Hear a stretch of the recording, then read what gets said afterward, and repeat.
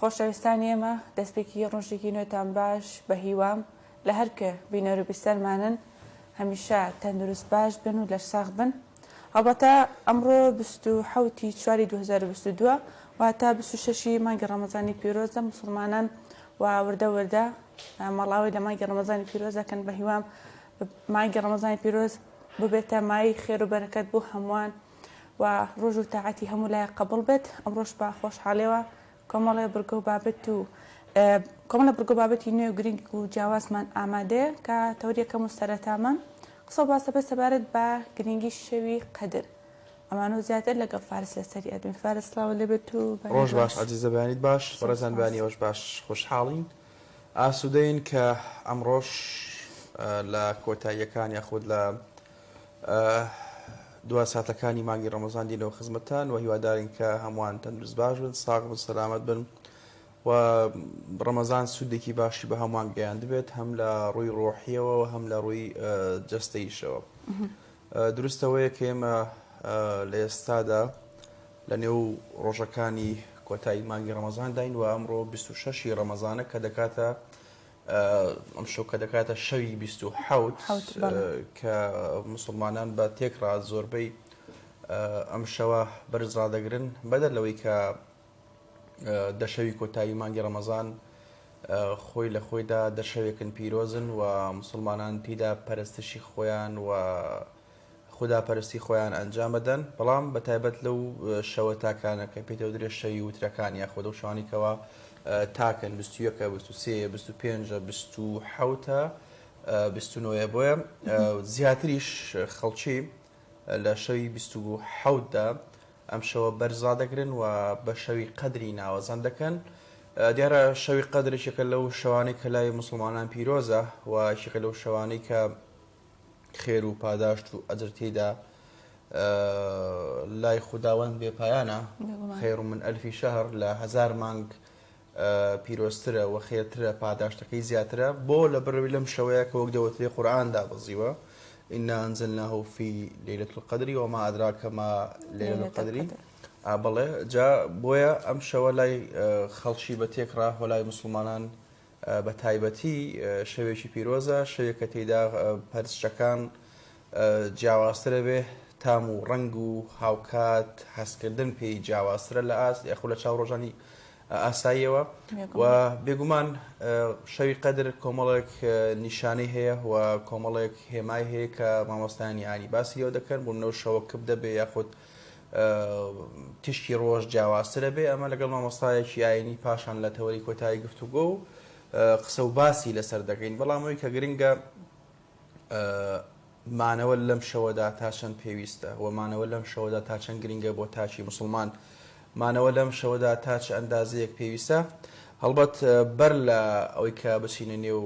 گفتوگۆ و قسە و باسەکانمان دیارە خەریک و زیاتر بڕۆن لەسەری بەڵام فیچرێکمان ئامادەیە فیچرێکی کورتە کە سەبارەت بە سوودەکانی گەشتبینی بۆ مرۆڤ یاخود تا چەند ئەندازەیەک پێویستە ئێمە گەشتبین بین و لە ژیانی ڕۆژانەی خۆمان کاتێک کە تووشی ناڕەحەتی مصیبەت نەخۆشی تەنگ و چەڵەمە هەورازن و شێوی تەحەدا ئاڵنگاریە بینەوە گەشتبینی بۆ ئێمە تا چەند پێویستە و تێبگین کە ئەم ژیانە فانیە کۆتایی پێدێ ئەگەر بێت و ڕۆژبین بین هیچ لە دۆخەکە ناگۆڕێت بەڵام ئەگەر بێت ڕۆژبین بین ئەگەر بێت و گەشتبین بین بێگومان کاریگەری هەیە لەسەر دەرونی خۆمان و هاوکات کاریگەری هەیە لەسەر ژینگەی دەوروبەرمان با پێکەوە بینەری فیچەرەکە بین. توێژینەوەیەکی نوێ دەریخستووە گەشتبینی سوودی تەندروستی هەیە. کەسی گەشتبین کەمتر تووشی نەخۆشی دڵ و دەمار دەبێت.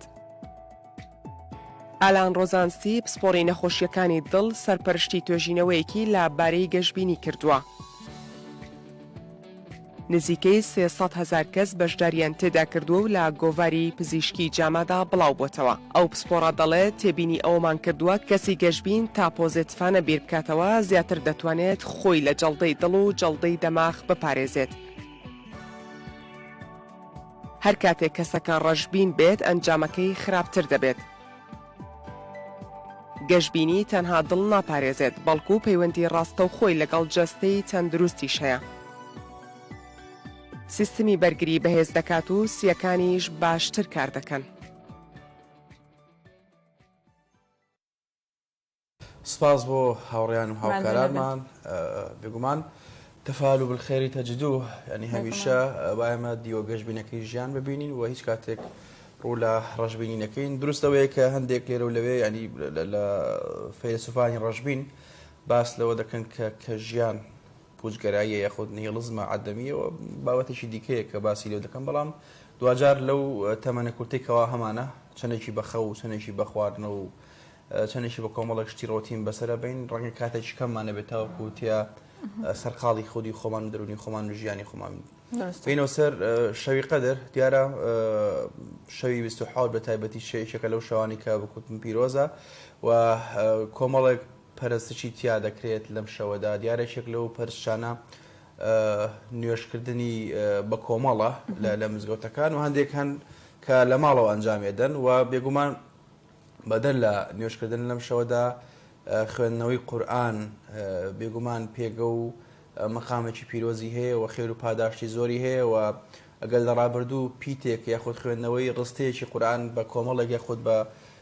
ڕێژەیەکی بەرچاوی حەسەنە بۆیە بەڵام لە ڕەمەزان 2 قات و 3 قات و 4 قات هەبێتەوە پاداشتەکەی زیاترە بەدەر لەوەی کە تۆ قورئانە خوێنی خەڵکی هەیە سەڵات تەزبیح ئەنجامەدا و خەڵکێک هەن لە مزگەوتەکانە مێننەوە ینی ئەتیکافەکە وەکو لە فەرمودەیە هاتووە بێگومان کاتێک کە ئەم دەشەوی کۆتایی هات پێغەمبەری ئیسلام درودی خوای لەسەر بێت پشتیە بەست و خێزانەکانی بە ئاگا هێنایە و لە خێزانەکانی دوورەکەوتەوە هاوکات لە مزگەوتەمایە و ئەتیکافیە کرد بەڕاستی لەم چەند شەوەیە یاخود لەم دەشەوەی کۆتاییە وەوەی کە گرنگە ینی لە هەمان کادەوکو لە فەرمودەیە هاتووە یەکێک لەو دوعایانەی کەوا مسلمانانەی کەن یاخود لەو دوعا باوانی کە حەزرەتی عایشەی گێڕێتەوە اللهم إنك عفو كريم تحب العفو فاعف عنا ئەمێشێکە لەو دوعانێکەوە بە تایبەت لە دەشەوی کۆتایی مانگی ڕەمەزاندا ئەنجامەدرێ و بە تایبەت لە شەوە تاکەکان ئەو شەوانی کە پێدەوترێ شەوی وتر بۆیە ئەوەی کە ئەمێنێتەوە و لەسەر ئێمە تەنها نزای خێرە کە هیوادارین خوداوەند نوێژ و ڕۆژی هەموو لای قبول کە و ئەم شەو بێتە مای خێر و خۆشی و تەبایی و لێبوردەی و ئاشتی و ئاشتەوای پێکەوە ژیان و محیبەت و لێک نزیکردنەوەی نێوان تاک بە تاچی ئەم کۆمەلگایە مسلمانان بە تایبەتی و تێکڕای مرۆڤایەتی بەگشتی و ڕەمەزان و شەوی قەدر و بێتە مای خێر و بەرەکەت و ڕەحمەت و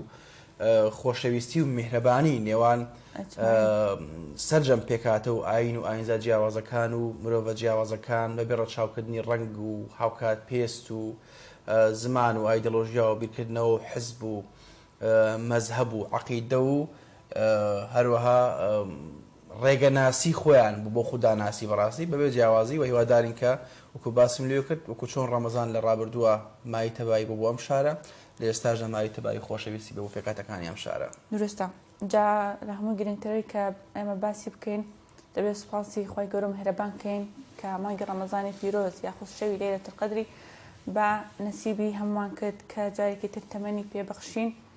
جا لێرەدا چۆن بتوانین ئێمە لەم شەوە گەورە و کافەز و گەورەیەکی زۆری هەیە ئەوش لەیلەتول قەدرە کە شەوی قەدرە ئەکو چۆن ئەوترێت لە حەدیثی پێغەمبەر صلی الله عليه وسلم من قام ليلة القدر إيمانا واحتسابا غفر له ما تقدم من ذنبه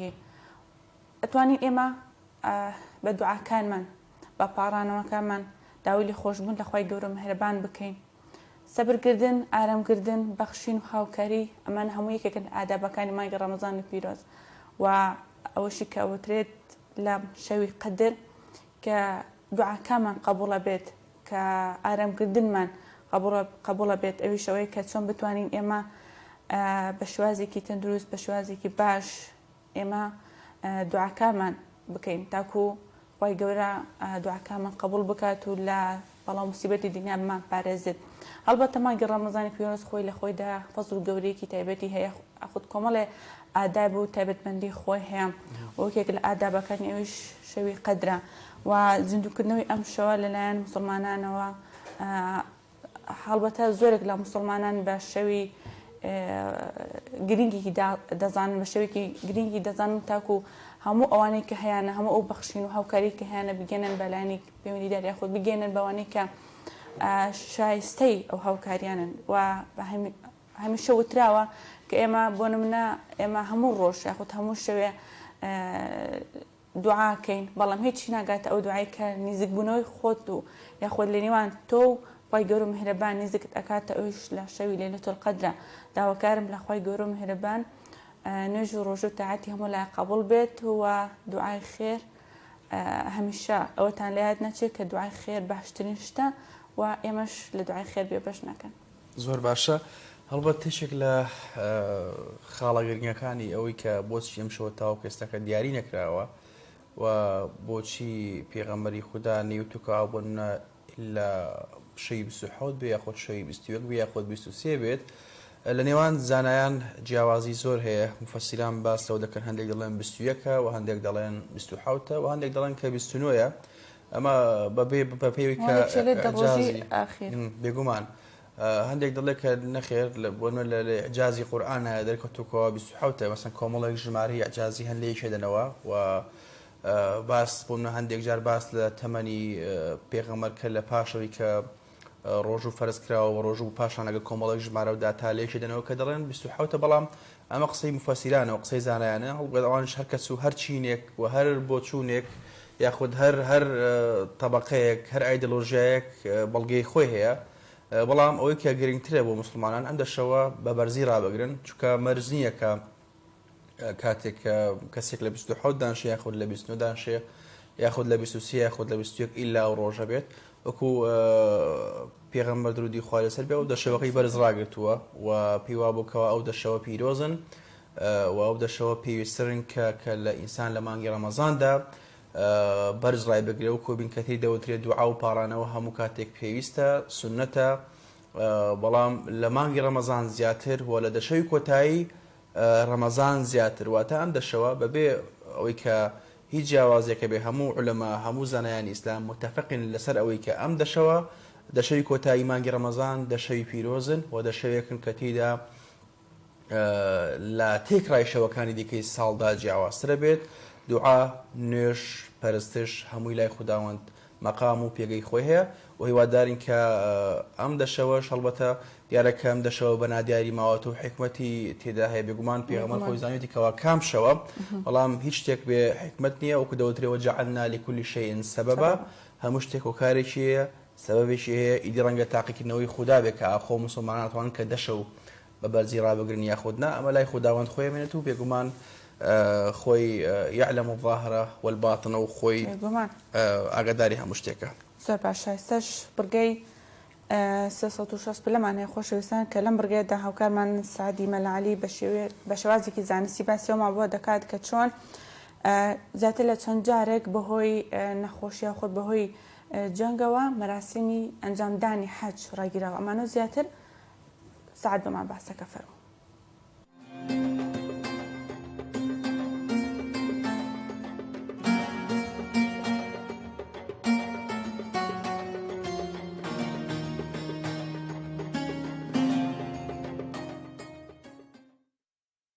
چەند جار بەهۆی پەتا و جەنگەوە مەراسیمی حەجکردن وەستاوە.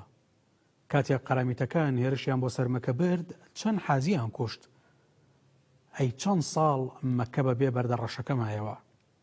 بڵاوبوونەوەی پەتای کۆرۆنا درێژای خایاند و مەراسیمی عومرەکردن لە مانجی ڕەمەزانیشدا دەستی پێ نەکردەوە. ناچار مسلمانان لە ماڵەکانی خۆیانەوە دەستی نزا بەرز دەکەنەوە بۆ خوددا تاکو ئەم ئافاتە لەسەر مسلمانان و تەواوی جیهان هەڵبگرێت. بڵاوبوونەوەی ئەو پەتایە کاریگەری لەسەر مەراسیمی حەجی ئەم ساڵیش دەبێت و کاروا بڕوات جێبەجێ ناکرێت. بەڵام ئەمە یەکەمین جار نییە دەرگای کەعبە بە ڕووی حاجیان دابخرێت. بەڵکو بەپێی سەرچاوە مێژوویەکان 40 جار جێبەجێکردنی حاج بە هۆکاری بڵاوبوونەوەی پەتا و تەنگەژەی سیاسی و ئابووری و ڕەوشی ئەمنی و دۆخی نالەباری ڕێگەوبانان وەستاوە. لە ساڵی 370 کۆچی قەرامیتەکان لە وەرزی حەجدا لە بەحرێنەوە هێرشیان بۆ سەر مەکە برد و 30,000 حاجیان کوشت و ژنەکانیان بردن. هاوکات دەرگای مەکەیان شکاند و بەردە ڕەشەکەیان لەگەڵ خۆیان برد. هەروەک بۆ ماوەی 10 ساڵ مەکە بەبێ بەردە ڕەشەکە مایەوە و مەراسیمی ساڵانەی حەج لەو ماوەیەدا وەستا. دەوترێت لەو شەڕەدا بیری زەمزەم بە تەرمی 30,000 حاجی پڕکرایەوە ڕەنگیاوەکەی بۆ سوور گۆڕدرا. هاوکات لە ساڵی 357 کۆچی پەتایەک بە ناوی ماشەری بڵاوبووە و کەسانێکی زۆر بەهۆیەوە گیانیان لەدەستدا. لەو ساڵەدا زۆربەی زۆری حوشتری حاجیان لە تونێتیدا مردار بوونەوە. ئەو حاجیانش کە توانیان بگەنە مەکە دوای حەجکردن بەهۆی پەتاکەوە گیانیان لەدەستدا. لە ساڵی 490 کۆچیش بەهۆی گرانیەوە نە لە ڕۆژهەڵات و نە لە میسرەوە کەس نەیتوانی بەشداری مەراسیمی حەجی ئەو ساڵە بکات، مەکە دەرگاکانی بەداخراویمانەوە. هاوکات لە ساڵی 429 کۆچیدا چەند ڕووداوێکی ئەمنی و شەڕی نێوان پاشاکانی ئەو سەردەما دۆخەکەی ناجێگیر کرد و کەس نەیتوانی بگاتە مەکە و تەوافی کەعبە بکات. لە نێوان ساڵانی 654 تاکو 658 کۆچیش بەهۆی شەڕەوە تەنها خەڵکی حیجاز توانیان حەج بکەن. هاوکات بەهۆی هەڵمەتی فەڕەنسا بە سەرۆکایەتی ناپلیۆن بۆناپەرت بۆ سەر ویلایەتی عوسمانیەکان لە میسر و شام لە ساڵی 1213 کۆچی دۆخی ڕێگەوبانەکان ئەمە ترسیان تێکەوت و بۆ هۆی وەستاندنی وەرزی حەجکردنی ئەو ساڵە. لە ساڵی 1246 پەتایەک لە هێندەوە گەیشتە مەکە و لەو ساڵەدا 3 لەسەر 4 حاجیان جانیان لەدەستدا. جارێکی تریش کە نەزانراوەکەی بووە بەهۆی بڵاوبوونەوەی نەخۆشی کولێرە ژمارەیەک زۆری حاجیان جانیان لەدەستدا، بە تایبەتیش لە کێوی عەرەفات و مینە. بۆیە ناکرێت بڵێین ڤایرۆسی کۆرۆنا یەکەمین پەتاو ئافاتە دەرگای کەعبەیدا خست بێت و ڕێگەی لە موسڵمانان گرت بێت فەریزەی حەج جێبەجێ بکەن. خواتان لەگەڵ.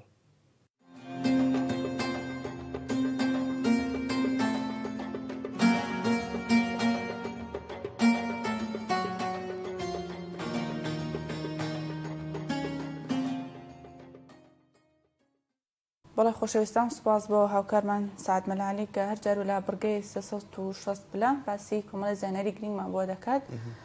هەڵبەت ئێمە لەگەڵتان بەردەوام ئەبین، بەڵام بۆ زانینی هەواڵ و زانیاریەکانی شار و شارۆچکەکانی هەرێمی کوردستان ئەچینە بڕگەی پێامنێران کە شاڵە عومەر بە شێوازێکی ڕاستەخۆ لەگەڵمان ئەبێت لا کەرکووکەوە. شاڵاو ئەگەر گوێ بیستی ئێمە بیت سڵاوە دەبێت و بانیت باش با بزانین هەواڵ و زانیاریەکانی شار چین ئەمڕۆ. فەرموو شاڵە. فارس عزیزە، سڵاو بەیانی ئێوە و سەرجەمبینەرانی کەناڵی کەرکووک باش. دایرە زانیاریەکان ئەوەی کە هەیە زیادبوونی پەلەمارەکانی تیرۆرستانی داعشە بۆ سەر هێزە عێراقیەکان و بەسەر هێزی حەشدی عەشایری و حەشدی شەعبی دیارە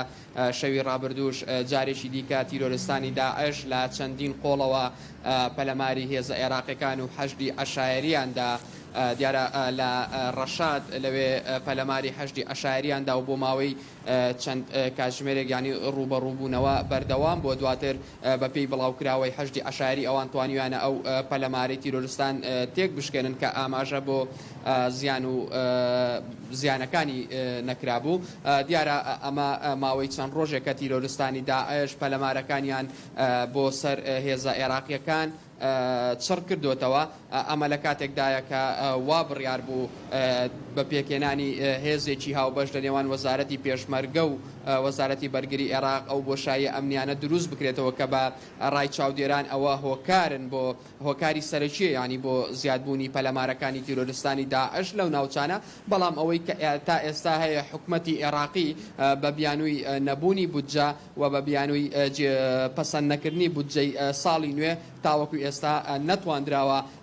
کۆتایی بە پێکێنانی ئەو هێزە بهێنرێت. دیارە هەرچەندە ئەو هێزانەی کە سەر بە وەزارەتی پێشمەرگەن مەشق و ڕاهێنانەکانیشان تەواو کردەوە وەک بینیشمان لە چەند ڕۆژی ڕابردوودا خۆپیشاندانیشان ئەنجامدا. بەڵام ینی ئەوەی کە ئێمە دەیزانین وە لە بەرپرسان لێپرسراوانمان پرسیوە ئەوان دەڵێن کە حکومەتی عێراقی تاوەکو ئێستا بیانوو دەهێنێتەوە بۆ ئەوەی ئەو هێزە لەو ناوچانە جێگیر بکەن کە ئەمەش بۆ خۆی هۆکارێکە بۆ زیادبوونی پەلەمارەکانی تیرۆرستانی داعش. بەڵێ لە ڕووە تەندروستیەکەشەوە دیارە لە دوای ڤایرۆسی کۆرۆنا کە ئێستا تا ڕادەیە کەمەوە بووە، بەڵام پەتایەکی دیکە خەریکە بەرۆکی عێراق دەگرێت، ئەویش پەتای خوێنبەربوونە. دیارە بەپێی بڵاوکراوەیەکی وەزارەتی تەندروستی عێراقی لە ماوەی چەند ڕۆژی ڕابردوودا 18 حاڵەتی توشبوون بە پەتای خوێنبەربوون لە عێراق تۆمار کراوە. دیارە پەتای خوێنبەربوون ئەوەیە کە لە ڕێگای با بڵێن ئەو شتانەوە دەگوازرێتەوە کە لە حیوانەوە بۆ نمونە ماست، شیر و زیاتر لە حیوانەوە بۆ مرۆڤ دەگوازرێتەوە کە لە ڕێگای بەکارهێنانی شیر یاخود ماست دەگوازرێتەوە بۆیە لێپرسراوانی تەندروستی هۆشداری دەدەن لە بەکارهێنانی ئەو بەرهەمانە بە شێوەیەکی تەندروست چونکە ئەگەر دۆخەکە بەم شێوەیە بڕوات ڕەنگە گواستنەوەم حاڵەتە هەر لە ڕێگای بابەتی شیرەمەنی یاخۆت لە ڕێگای بوونە کڕینی گۆشتیشەوە. عزیزە دیارە لە ڕێگای سەرجەم بەرهەمە ئاژەڵیەکان ینی دەگوازێتەوە چ گۆشت بێت چ شیر بێت یاخۆت ئەو ماستە بۆیە ینی لە ئێستادا کە دەبینین لەسەر شۆستەکان لە نێو شاری کەرکووک یاخود لە تەواوی پارێزگاکانی عێراق گۆشت لەسەر شۆستەکان دەفرۆشێت بە شێوەیەکی ناتەندروست کە ئەمەش بۆ خۆی یەکێکە لە مەترسیە گەورەکان کە ئێستا بەتایبەت لەم کاتەدا کە با بڵین پەتای خوێنبەربوون خەریکە لە عێراق بڵاو دەبێتەوە کە ئەمە بۆ خۆی ینی ئەگەر زوو چارەسەر نەکرێت ڕەنگە بێتە مەترسیەکی گەورەی دیکە بۆ سەر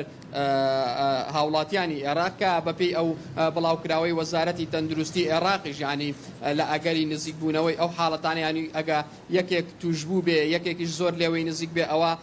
ڕەنگە بە هەمان شێوە لەو کەسەوە بۆ کەسێکی دیکەش بگوازرێتەوە بۆیە ئەمە ینی تەواوی مەترسیەکانە هەرچەندە من بۆ خۆم پەیوەندیم بە بەڕێوەبەرایەتی تەندروستی فەرمانگەی تەندروستی کەرکووکەوە کرد ئەوان با بڵین دوێنێ لەسەر ئەو بابەتە قسەیان نەکردووە بڕیارە ئەمڕۆ زیاتر زانیاری لەسەر ئەو بابەتە بۆ بینەرانی کەناڵی کەرکووک ینی ئاشکرا بکەین کە چییە و چۆن بە تەواوی دەگوازرێتەوە و هۆکارەکانی چین بەڵام ئەوەی کە هەیە لە وەزارەتی تەندروستی عێراق بەم شێوەیە بڵاو کراوەتەوە. باشە شاڵ ئەم شۆشەی 27 ڕەمەزانە لە کەرکووک ینی مزگەوتەکان تا چەند دازەیەک ئامادەکاریە کرد بە تایبەت لە شەی 27 هاوڵاتێکی زۆر ڕۆکەنە مزگەوتەکان و ئەم شەوە بەرز و پیرۆز ڕدەگرم بەدەر لەوەی کە هاواتیان و مزگەوتەکان و ئەوقافی کەرکووک تا چەند ئامادەکاری کردووە هێز ئەمنیەکانی شار لە نێو سنتەری شار تا چەند دازێک ئەوان ئامادەسازی خۆیان کردوتەوەکو مزگەوتەکان بپارێزن لە ئەگەری خوانەخواستە هەر ڕووداوێکی نەخوازرا و کە ڕوو بدات. بەڵێ فارس دیارە هەر لە سەرەتای مانجی ڕەمەزانەوە بەڕێوەبەرایەتی پۆلیسی کەرکووک پلانێکی نوێی ئەمنی ڕاگەیان کە تایبەت بوو بە مانجی ڕەمەزان دیارە مزگەوتەکانیش هەر لە سەرەتای مانگی ڕەمەزانەوە زیاتر قەرەباڵغ بوون چ بە تەراویح یاخود بەو زیکرانی کە لە مانجی ڕەمەزاندا دەکرێت بەڵێ کە ئەم شەویش هاوکاتە لەگەڵ شەوی 27 مانجی ڕەمەزان کە ژمارێکی زۆر لە هاوڵاتیان یاخود مسلمانان ئەو کەسانی کە ڕوو دەکەنە مزگەوتەکان بۆ بەجێهێنانی شەوی لەیلەت و قەدر ئەوە مزگەوتەکان ساڵانە ینی بەتایبەت لە دەڕۆژی ئاخیری ڕەمەزاندا دەبینین کە زیاتر هاوڵاتیان ڕوو لە مزگەوتەکان دەکەن و تا بەرەبەیان زکر و تاعەتی خۆیان دەکەن بەڵێ دیارە تەواوی ئامادەکاریەکان کراوە ئەو ئامادەکاریانی کە پێویستن بۆ ئەو بابەتە چ لەلایەن هێز ئەمنیەکان و چ لەلایەن مزگەوتەکانیشەوە بێ کە ینی لە نێو مزگەوتەکاندا زۆرجا خواردن و شیرمەنی و زۆر شتدا دەنرێت بۆی مسلمانان لە نێوان نوێژەکان یاخۆ زکرەکانیاندا بیخۆن و بۆی بێتاقەت نەبن و بتوانن تاوەکو بەرەبەیان زکر و تاعەتی خۆیان بکەن.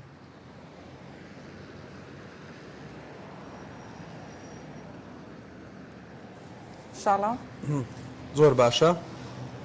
دەست خۆش شاڵا و سپاس کە بە شێکی ڕاستەوخۆ لەگەڵمان بوویت و سپاس بۆ گواستنەوەی هەواڵ و بەلایەکانی ڕۆژ دیارە بێگومان لە ڕووی ئەمنیشەوە گرنگە کە لایانی پیاوەنیدار ئامادە باشی خۆی بکاتەوە کۆمشەوە بەڕاستی بۆی کە هیچ ڕووداوێکی نەخوازرا و ڕوونەدات هاوڵاتیان بێگومان بەڕێ بکەن بەتابێت کە لێسا دیمیزگەبینەوە لە ڕۆژانی جژنی ڕەمەزانی پیرۆز بێگومان هەڵوەت بەداخەوە وڵاتەی تر بوونیەی کۆمەڵایەتی بوونیەی سیاسی پێکاتی سیاسی کۆمەڵایەتی پێکاتەی سەربازی وا دروست بووە کە لە ماوەکانی ڕابردوو دەیان حاڵەتی نەخوازرا و جەرگی هەزاران دایک بەڕاستی سوتاوە ئیدی نەکە لە سەردەمی ڕژەمی بەعسەوە بەڵکو لە سەردەمی پێش ڕژەمی بەعسەوە بەڵام بەداخەوە لە پاش ساڵی 2023 دەیان و سەدان و بگرە هەزاران کەس لەم شارە و لەم وڵاتە بە بەتەقینەوە و بە حاڵەتی نەخوازرا و گیانی خۆیان سپارد ڕوحی هەمووان شادێ بۆی لە ئێستاشدا گرنگە بە تایبەت کە لە مانگی پیرۆزی ڕەمەزاندانی وە لە دەشەوی کۆتاییان هاوڵاتیان لە ئێستا ئامادەکاریەکەن بۆی کە جژنێکی خۆش بەڕێ بکەن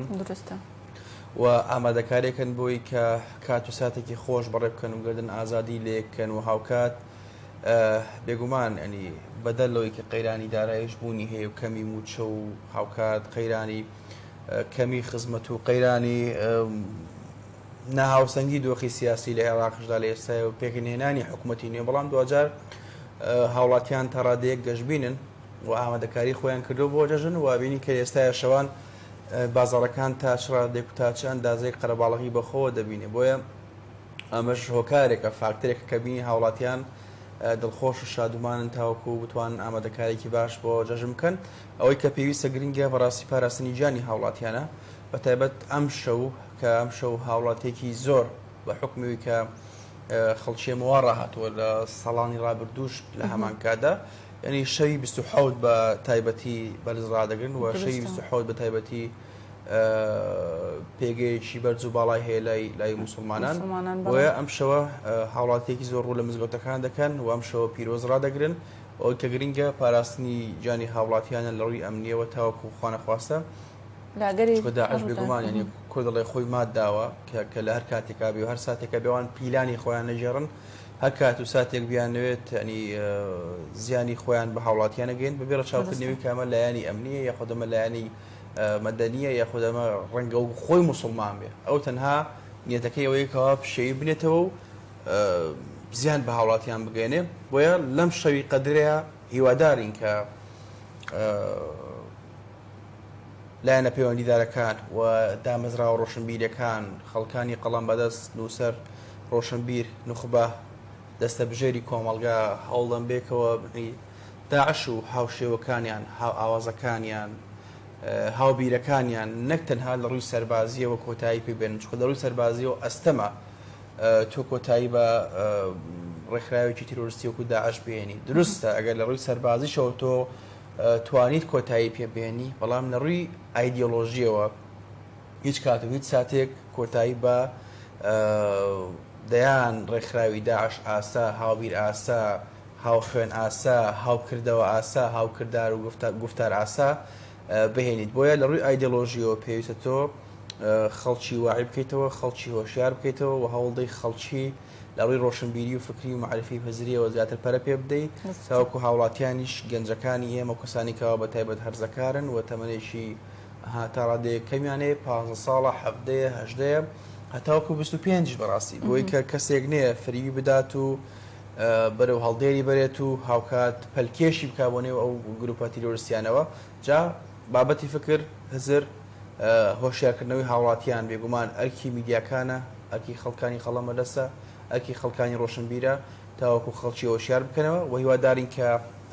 شەوی قەدریش و ئەم شەوی بەتەمایی زیاتر بە خۆداچوونەوە کە دەڵێ بە خۆداچوونەوەی نەفس مەرج نییە تۆ تەنها خۆت لە خواردن و خواردنەوە بگریتەوە مەرج نییە تۆ تەنها خۆت بەڵێ وەڵاهی من ئەم شەوی قەدرەم بە پیرۆز ڕاگرتووە کە دڵی بە خۆداچوونەوەی نەفس بە واتای ئەوەیە کە تۆ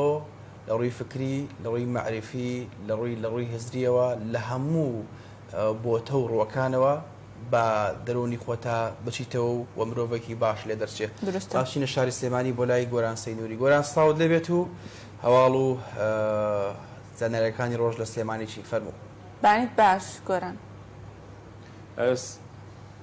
بەیانیتان باش سڵاوتان لەبێت هەڵبەت وەکو پێشووترش ڕامانگەیان هەموو ساڵێک هەموو کاتێک لەگەڵ هاتنی مانگی ڕەمەزاندا لیژناو بەشەکانی قایمقامەتی سلێمانی کار و چالاکیەکانیان و دەرچوونیان و گەڕان و بەسەرکردنەوەکانیان چڕتر دەکەنەوە ئەمەش بە ئاماجی هەم چاودێریکردنی بازار هەم کۆنتڕۆلکردنی خۆراک و هەم پاراستنی هەموو ئەو بابەتانی یاخود لەلایەن هەندێک کەسەوە دەویسترێت لەم مانگەدا بک بە دەرفەتێک بۆی کە هەندێک بابەت هەندێک شمەکە هەندێکاڵای بەسەرچوو ساغ بکاتەوە بۆ لیژنە هاوبەشەکانی قایمقامەتی سلێمانی و هەم چاودێری بازرگانی سلێمانی بەردەوام چاودێری وردی بازار دەکەن ئەمش لە پێناو پاراستنی گیانی هاوڵاتیان سەلامەتی هاوڵاتیان تەندروستی هاوڵاتیان و کۆنتڕۆلکردنی خۆراک من دەستپێکی زانیاریەکان بۆ دەست پێ دەکەم کە ئەمڕۆ لە هەوڵێکی دیکەدا و بە پێی زانیاری ورتەیە گەیشتوەتە بەردەست لیژنە هاوبەشەکانی قایمقامەتی سلێمانی لە هۆتێلەکانی شاری سلێمانی ویسراوە بڕێک هەنگوین لێرەدا ساغ بکرێتەوە کە هەنگوینی ساختەوە بەسەرچوو بووە بۆ قسەکردنی زیاتر دەچمە لای دکتۆر کامەران بۆی سود لەو کاتە وەرگرم کاک دکتۆر سڵاو لێ بێم کاتت باش ئەم هەنگوینە چۆن زانیتان لەم هۆتێلیا هەیە و تا چەند ساختەیەوە خراپەوە لە نەشیاوە بوو بەکارهێنانی پێشەشی بەخێربن ئەم شوێنە لەسەر زانیاری ئاسایشی سلێمانی ئەم شوێنیان بێ بەوتۆک و قایم قامێت وەکو لیژنەیەکی قایم قامێت لیژنەیەکمان ناردووە سەر لیژنەی باڵاتوت ئەم شوێنە شوێنی تەزبیرکردنی هەنگوینە کۆمەڵ خەڵک فێر بوون دانیشن لێرە ئەم هەنگوینەیەنە لێرە تەزبیریەکەن لەگەڵ شیلات تێکەڵای کرد بە هەنگوینی ئەسڵ بە خەڵکی فرۆش باش ئەگەر بەکار بێنرا سا بکراتەوە چیسیانی ئەمە شەکرە یاسا خەڵکێکەیە مەسەناڵێ من هەنگوینەکڕم ئاسڵیە نەخۆشم بەڵام نازانێت کە شەکرەکرێت و تووشی کەشی زیاتریەکات و نەخۆشیەکە ئەمە لە ڕووی فێڵکردنەوە فێڵکردنە لە ڕووی تەندروستی و خراپە هەروەها چاوبەستیە لە خەڵک شیەکە کە بنای هەمووی ئاسڵەوە فرۆشکرد باش پێشتر ڕاگەندرا بوو هەر کەسێکت لایەنێک سەرپێکی بکە ڕەنگە سزاکەی داخستنی جێگاکە بێ بەڵام ئەمە لە هۆتێلا بەکارهێنراوە ئەجراعات و سزای ئەمانە چی دەبێت ئەمە لە ڕێی بەشی یاسای قایم قامێتەوەێ ئەم شوێنانەیە بە محکەمە هەم ڕوبەڕووی داخستنەکرێتەوە هەم ڕوبەڕووی یاساژەکەێتەوەی محکەمە چی لە ڕووی یاسایەوە محکەمەی جرات لێگەڵات بڕەکەی چەند دەبێت بڕەکەی زۆرە بڵێم قیاز ناگرێت زۆرە بەڵام ئێستا لێرا کردیانە من نمونونەکەیەکی لە شوێنی تریش احتیمالە هەیان بێ مەسەلەن ئەمە لێکۆڵیوایە لەگەڵات ئەمە ویسراوە ساغ بکرێتەوە لە بەڵێ ئەمە ئەیفرۆژن لە بازار ئەمە لەگەڵ شیلا تێکەڵاویەکەن زایدن ئەم هەنگوینە ئێرانیان کە بەس شانەیە تێکەڵاویەکەن و بە هاوڵاتی ساقیەکەنەوە هیچ بەروارشتێکی لەسەر هیچی پێوە نییە چونکە بەڵام بە ناویشی خۆماڵی و کوردیەوە فرۆشتێت بەڵێ فارس هەڵبەت وەکو پێشتر لەگەڵ خاوەنی ئەم کەسێکەوە ئەم هەنگوینەی بەکارێ ناوسێتی ساخت بکاتەوە دەڵێت هەنگوینە سەربارەوەی ساختێ خراپە تەزویرە ینی ناخرێ بەکار بهێنرێت دەڵێ کیلوی دەدەین باش هزارەمە ڕەنگە خەڵک هاوڵاتی بیبینێ لە بازار و گەروێ نەگرەکەم هاوکارم بێت لە یەکێک لە هۆتێلەکان ئەمریکا و دیمەنەکان گوازینەوە ئەم هەمووی ئەم بابەتانیانی دەستکردن بە شیلەی دەستکردە وەشانەی دەستکردیان بەکارهێناوی سوێنە بەم شێوەیە تێکەڵی بکەنانی شیلەکە بکەن بەسەر ئەم شانەیەدا دواتر لە بازاردا بە نرخی یاخود بە شکل و شێوە و چۆن دەڵێ کورد دەڵێ نیەتی هەنگوینی خۆماڵی لە بازارەکانی هەرێمی کوردستان و بەتایبەتی لە سلێمانیدا ساغ بکرێتەوە بۆ خۆشبەختانەی لیژناو بەشەکانی ڕاستە گۆران ڕاستە خۆشەکە خۆی زیانی هەیە بەڵام تاڕادێکڵی هیوادارین کە بە شەکر بێ شتیکەی تێ نەبێ بەڕاستی بەدەر لە شەکر ینی لەش فارس شوێنەکە زۆر ئەگەر وێنەگرەکە بگەڕێتەوە لام شوێنەکە زۆر نەشیاوە ینی لە ناو هۆتێلەدا دروست کراوە زۆر شوێنێکی ناخۆش ینی شوێنێکی بۆ گەناوی بۆنێکی زۆر ناخۆش ینی لە نەناو قەنەفە و کۆمەڵشتی دیکە داگەر وێنەگرەکە هاوکارن بێ دیسان و لە شوێنێکەوە هەنگوینەکەی تێدا دروست سەکرێت و ویسراوە برێتەوە بۆ بازار ینی شوێنێکی زۆر نەشیاوە بۆ تەندروستی وە هەوڵەنداوە بە نرخێکی ێرزانیش 8,000 خۆیان دەڵێن دەیفرۆشن لە بازاردا ڕەنگە خەڵکیش ببینێت بڵێ هەنگوینێکی باشە و بە نرخی هەنگوینی خۆماڵی بفرۆشرێت بۆ ئەم شتانە زۆر نەگونجاون گەر دەرفەت هەبێت لەگەز لەسەر بابەتی زانیاری ڕۆژیان دەگەرن و لای هاوکارانم یان لە شوێنەکانی دیکە پارس وڵا ئەگەر بە کورتی بگەینی سوپاس دەکەین خاڵە گشتەکان بەڕاستی لەسەر بابەتی کەشوە ئەوەی کە بابەتی کەشوەوە هەمیشە باسمان لەسەرەوە کردووە پێشبینی دەکرێت بۆ ئەمڕۆ لە درەنگانی ئێوارەدا ئاسمانی هەرێمی کوردستان بە تەواوەتی هەور بێت و بارانی تەواوەتی دەست پێ دەکات و ڕۆتریشقە دەبێت و هەرچی تایبەتە بە تەندروستیشەوە لە ئاسێکی زۆر نزمدا ماوەتەوە و ئەمش دەگەڕێتەوە بۆ دوو هۆکارێک لەوانە بەکارهێنانی ڤاکسین و ئەوەی دیکەیان ڕێنمایی و پابندبوونی هاوڵاتیانە بە ڕێنمایی ڕێکارەکانی تەندروستیەوە و بابەتێکی دیکەشەیە لە چەند ڕۆژی ڕابردوودا وتەبێژی بەڕێوەبەراتی کارەبای سلێمانی ئەوەی ڕاگەیان وەکەوڵێکی دیکە و خزمەتکردن مەم شارە لەسەر بودجێی بەڕێوەبەراتی کارەبای سلێمانی بە بڕی 700 میلیۆن دینار لە ئایندەدا پرۆژەی کارەبای شەقامی بازنەی مەلیک محموود دەچێتە جێبەجێکردنەوە ئەمە شەوڵێکی دیکە بێت و لە هەنگاوەکانی داهاتوودا هەوڵ دەدرێت شەقامەکانی دیکەی شاری سلێمانی کارەبای بەردەوامیان هەبێت من دەگەرم لە ئێوە زانیاری دیکە هەبوون بەڵام ڕەنگە کات نەمابێت پێم خۆش و زیاتر قسەکەم بەڵام ئەوەی گرنگە لە مانگەدا لیژنا بەشەکانی قایم قامێت چاودێری بازرگانی هەوڵی شڕیان خسوەتە گەرت لە پێناو تەندروستی هاوڵاتیان و لە پێناو ڕێگریکردن لە نرخی شتومەک و کاڵاکان چونکە هەندێک کات لەلایەن هەندێک سەرمایه‌دار دوکاندار و فرۆشیارەوە هەوڵ دەدرێت کە مانگی ڕەمەزان بکرێت بە دەرفەت بۆی هەم نرخ بەرزکەنەوە و هەم بتوانن ئەو شتانی کە خۆیان دەیانەوێت وەکو ئەمڕۆ ئەم ڕاهەنگوێنە لە یەکێک لە هۆتێلەکانی شاری سلێمانیدا دەستی بە سەرداگیرە بیکەم بە دەرفەت و زۆر باشە گۆران سەید نووری سواز بۆ هەواڵە زانیارەکانت سواز داخەوە هەنگوێن کڕینیش وای هەجێ متمانە نەبێت بەداخەوە و لێرەوە جێی دەستخۆشیەوە ڕاستی دەستخۆشی لە هێزانمینەکانی سلێمانی بەتابەت ئاسایشی سلێمانی وەکو دکتۆرە بەڕێزە باسی لێوە کرد کە لەسەر بنەمای زانیاری پێدان لەلایەن ئاسایشی سلێمانیەوە ژنەکانی قایم قامێت چونێتەوە شوێنە و بێگومان دیارە بەدەر لە هەموو شتێک ینی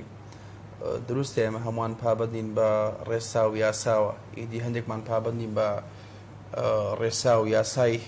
ئاسمانیە و هەندێکمان پابەندین بە ڕێسا و یاسای زەمینی و ئەوانێک کە ئەگەر پابەندێکی ئەخلاقی پابەندێکی ڕۆحی یاخود پابەندبوون بە تێکڕای بنەما و پرەنسیپەکانی ئیلاهیەوە بێگومان هیچ کاتێک فێڵ ناکەن چکە دوجار هەز دەکەن نەکەر هەز دەکەن درک بەوەش دەکەن و دڵنیاشن کە ڕەقیبێک هەیە بەسەریانەوە کەویش خودداوەندە و کاتێک کە ئەو ڕەقیبە ئەو چاودێرە هەبێ بەسەر ئەو ئینسانی کە باوەڕی بە بنەما و ڕێستا ئیلاهیەکان هەیە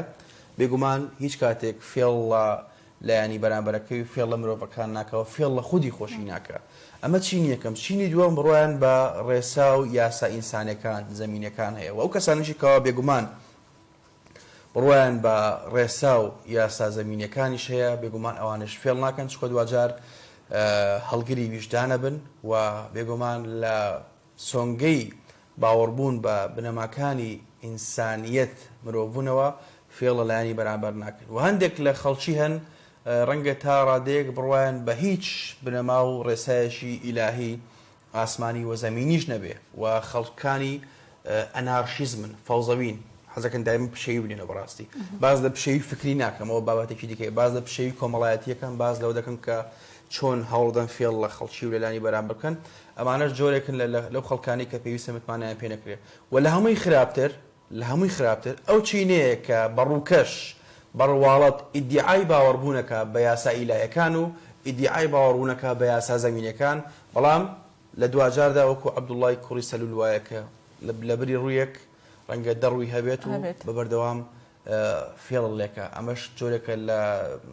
نیفاقی کۆمەڵایەتی نیفاقی ئینسانی نیفاقی ئابووری نیفاقی فێڵکردن لەلایانی بەرامبەر گرنگی هەمووان هەز بە هەردوو ڕەقیبەکە بکەین هەردوو چاودێرەکە چاودێری ئیلاهی و چاودێری زەمینی چاودێری ناوەکیش ڕبەتە پەیداکردنی نانێکی حەڵال بەو شێوازە نابێت بە هیوام لە مانگی ڕەمەزانی پیرۆز بە فرۆشتنی کاڵە و شتومەک و خواردنەکانمان بە شێوازێکی خۆت بە نانێکی حەڵال بێت هەروەکو شاعیر دەڵێ بە سەربەرزی بژی بە نان و ئاوێ سەردامە نوێنێ بۆ هیچ ناپیاوێک زۆر گرنگە محەممەد سڵاوت لێبێت هەڵبەت سەرەتا لە دۆخی ئەمنی و بێگومان دەست پێ دەکەین ینی شەوی ڕابردوو چەکدارانی داعش هێرشیان کردە سەر یاخود پەلەماری ستوری حوتەغاریاندا و هاوکات بە تایبەت ئاوایی منسوور پێمان بڵێ بەگشتی بە شێوازێک بووە و شێو بلێ بەرگری کردووە و هۆکارەکانی چی بوون فەرموو سڵاو لێبێت محەممەد سلااو فارس سلااو ئەزیزە هەروەکو ئاماژەت پێکرد لە بابەتی ئەمنیەوە دەست پێکەم دیارە شەوی ڕابردوو کاتژمێر 8:30 ئێوارە تیرۆریستانی داعش پەلاماری گوندی مەنسووری ناوچەی حوتەغاریاندا لە سنووری خەزای داخوو سەرەتا پەلامارەکە بە چەکی قەناس دەستی پێکرد دواتر ڕوبەڕووبوونەوە دروست بوو لە نێوان تیرۆریستانی داعش و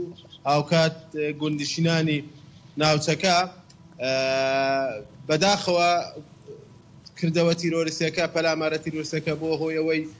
گوندشینێکی ناوچەی حوتەغار دانیشتووی گوندی مەنسوور بریندار بێت و سەرەتا بە گەیەندرایە نەخۆشخانەی داخوق دوایی چارەسەری سەرەتایی بەهۆی سەختی برینەکەیەوە گواسترایەوە بۆ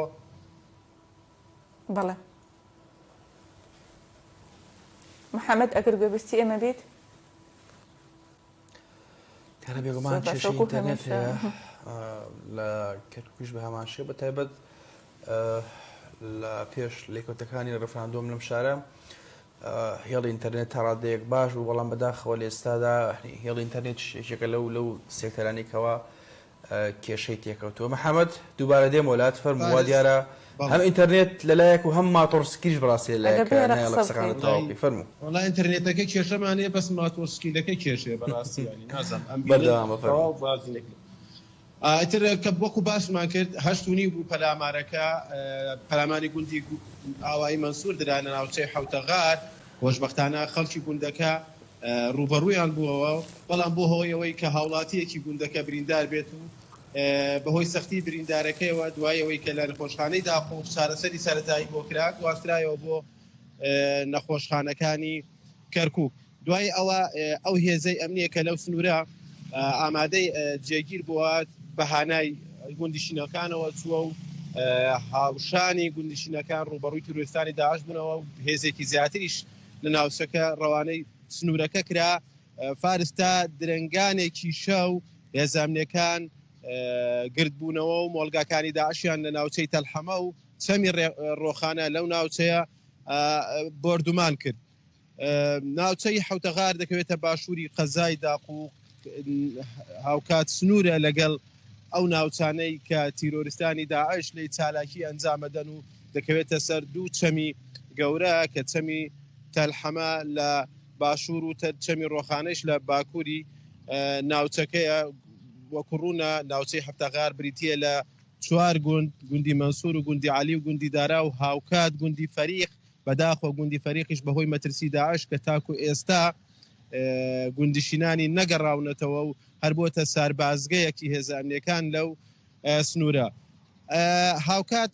هەر شەوی ڕابردوو لە نێوان فارس عەزیزە لە نێوان ناحیەی جەلەولا و کەلار دیارە تیرۆریستانی داعش بۆسەیەکی وەهمیان لەسەر ئەو ڕێگەیە دانابوو دوای ئەوەی کە هێزە سەربازەکان گەیشتنە ئاگادار کراونەتەوە و گەیشتنەتە شوێنی سەربازگەکە دیارە تیرۆریستان داعش لەوێ بوونیان نەمابوو بەڵام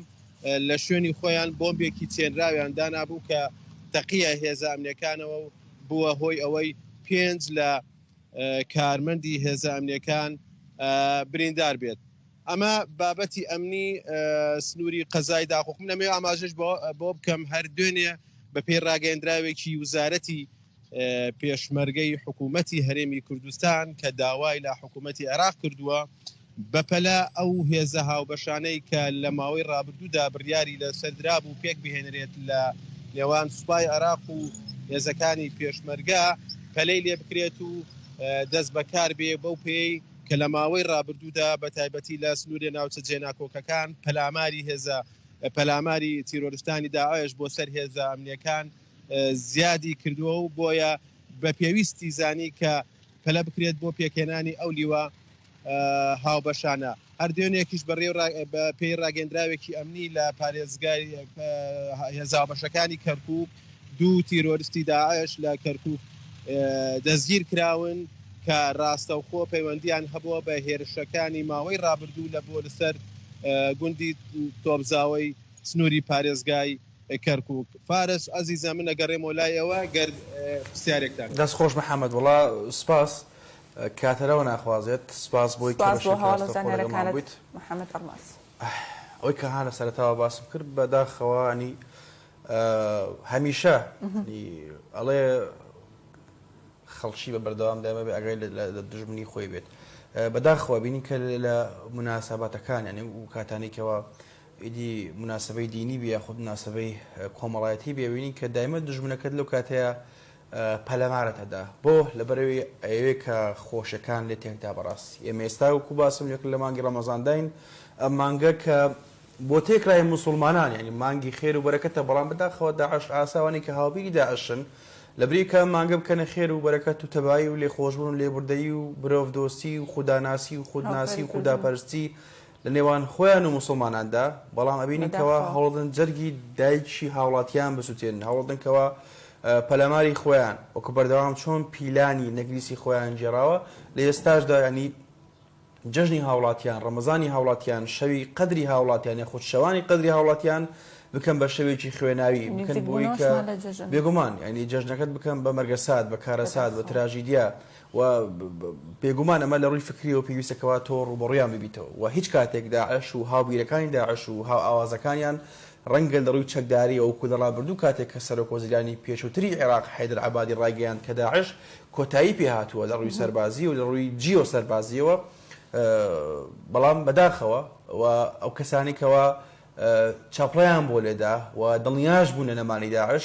بەڵام خەڵکی دوورمەودا خوێن ئەوانی کە دوورمەودا خوێندنەوە بۆ پرسەکان دەکەن دەیان نەخێت داعش کۆتایی پێنات و پێشی نایە ئەگەر بێت و تۆ لە ڕووی ئایدۆلۆژیەوە لە ڕووی فکریەوە ڕوبەڕووی بیری تۆ ڕەوی داعش نەبیتەوە ئەمانە تۆ پێویست بەوەیە کە تۆ بەڕاستی ئینستیتیوت پەیمانگای تایبەتمەندت هەبێت دامەزراوی ڕۆشنبیری تایبەتمەند خەڵکی خەڵم بەدەست دەستە بژێر مامۆستایانی ئاینی کە لە ڕابردوو چۆن ڕۆڵی خۆیان جێراوە لە کۆمەلگا لە ئێستاشدا ڕۆڵێکی باش و ئەکتیڤ و چالاک بجێڕن نەک ڕۆڵێکی ناکارا و ڕۆڵێکی پەڕاستی پاسیڤ بجێڕن بۆیە وەکو چۆن لە ڕابردوو مامۆستایانی ئاینی دڵنیاشم کە ڕۆڵێکی باشیان جێراوە لە ئێستاشدا پێویستەکەەوە بیجێڕن چکابینین لە ئێستا سەردەمی پێشکەوتن سەردەمی سۆشیال میدیا سەردەمی کرانەوەی و بەجیهانگیربوونی دنیا سەردەمی کە تۆ لە ڕێگای مینبەرەکانەوە کە مینبەرێکی پیرۆزە ویش مینبەری پێغەمبەری خوددایە درودی خوا لەسەر بە مامۆستایانی ئاینی کە پەیامی خۆیان نەگەێنن گرنگە پەیامێکی میان ڕەوانە بێ پەیامێکی کورت و پوخت بێت و هەوڵ بدا بیر و هزر و مەودای بیرکردنەوەی گەنجەکانمان بگۆڕێت و خەیر الکەلامی ما قەل وەدەل ئەوەی گرنگە لە ئێستای بەڕاستی مامۆستایانی ئاینیش ینی لە خوتبەکانیان لە وتارەکانیان ئەوان دیارە ڕۆڵی گرنگی بینن بێگومان هەوڵدنەوەی کە پرسی هەنووکەی ڕۆژە بە کورت و پخۆت بگەێنن خێر و کەلامی ما قەل وەدەل ئەوە زۆر گرنگە ڕەنگە گەنجێک کە بەڕاستی هەرزەکارێکە بیرکردنەوەی و مەودای بیرکردنەوەی ئاسی بیرکردنەوەی کاتێک کە هاڵێ هەرزەکار عجوولە هەروکە لە شوێنی خۆیدا ئەنشێنی خۆخوایەتی بجوڵ هەستێ بڕوە لە شوێن نمێنی کاتێک کە لە مزگەوتیش دانیشتۆ لە ڕۆژانی هەینی بە تایبەتی و تایبەت لە ئێستایە کە لە مانجی پیرۆزی ڕەمەزان داین وە لە پاش نوێژی عەسر خەڵکی و هاوڵاتیان دانیشن جۆرە مامۆستایانی ئاینیەگرن گرنگە زۆر بە کورتی بە هەرزەکارەکانمان بڵین کە پێویستە فلاشباکێک بەخۆیان لێ بدەن ڕیفرێشێک بەخۆیان لێ بدەن و هەمووان هەوڵدەین کە ئاستی هۆشیاری خۆمان ڕاستی بەرزکەینەوە چکەم دنیا 2000 هەمان خوێندکارین و پێویستە هەمان بەردەوام بین لە تەڵەبی علم ئەبێ هەمان تەڵەبی علم دوای علم بکەین بە دوای زانستا بکەین ئەگەر بێت و بە دوای زانستانەکەوین ئەوە دوجار ڕەنگە مرۆڤ گەلێکی دۆگما چاقپەستۆ بین لە شوێنی خۆمان عەرە بەڵێن براوەحە ئەها جیازی ڕاکردن هەیە لە بانی ڕاکەیت تۆ خۆت لە کۆلێژی وەرزشی عەزیزە جیهازی ڕاکردن لە بانی ڕاکەیت تۆ لە هەمان کاتە ڕاکەیت بەڵام لە شوێن خۆت ئەم پێوترێ مڕاوەحە لە شوێنی خۆتان مڕاوەحاکەیت بۆیە ئەم ڕاوەحەیە بۆ دۆزی ڕەوایی هەر نەتەوەیەک بۆ دۆزی فکری فەرهەنگی ئابووری کۆمەڵایەتی سیاسی سەربازی جوگرافی کللتوری هەر نەتەوەیەک ئەم ڕاوەحەیە خەتەرە وەزیانێکی زۆر بە داهاتووی هەرگەل و هەر وڵات و هەر نەتەوەی ئەگەێنێ گرنگە کاتێککە تۆ ڕاکی هەنگاوانێت لە شوێنی خۆتان مراوەحەنەکەی ئەگەم ڕاوەحە بکەیت دوجار دۆگما بیت چەقبەستووە بیت وەکو ئاوێکی منگ کە پەرژیمێ پاشان ڕەگە بۆ گەنیشکەیت درستە جا هەڵبەتا گەبێنە سەر بابەتی یەکەممان ئەوش گرنگی شەوی لەیلەتول قەدرە هەڵبەتا فەزل و گەورەی ئەم شەوە زۆر گەورەیەکەوە ئێمە بە درێژەی مانگی ڕەمەزانی پیرۆز هەڵبەتە مانگی ڕەمەزانی پیرۆز ئێمە هەڵبەتا میوانمان لەسەری ئامادا بێت و لەگەڵتانیش بەردەم ئەبین بەڵام فیچەرێکمان ئامادەیە کە مێژووی مزگەوتەکانە ببرن راپۆرتێکمان ئامادەیە سەبارەت بە دروستبوونی مزگەوتی گەورەی پێغەمبەری دانیال ئامادەیە بفەرمونون بە پێکەوە بینەوە بیسەبین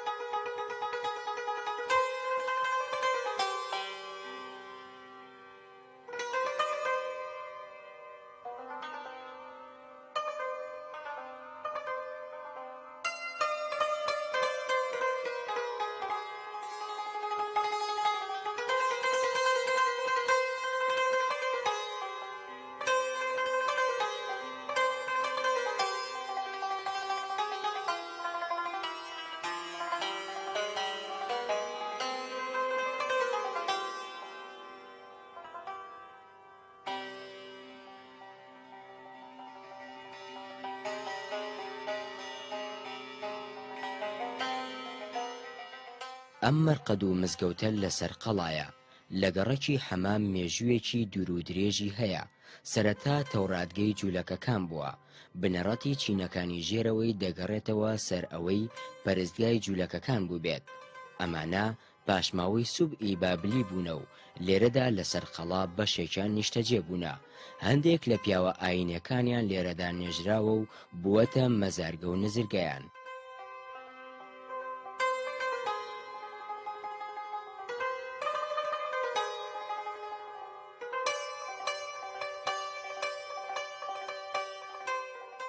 ئەگەر سەیری بیناکاری ئەم شوێنە بکەین دەبینین تێکەڵاوە لە نێوان هونەری بیناکاری پەرستگای جوولەکەکان و مزگەوتی موسڵماناندا بەڵام زیاتر کاریگەری تەرزی جوولەکەکانی بەسەردا زاڵ بووە بڕوای خەڵکی شارەکە ئەوەیە کە ئەم مزگەوتە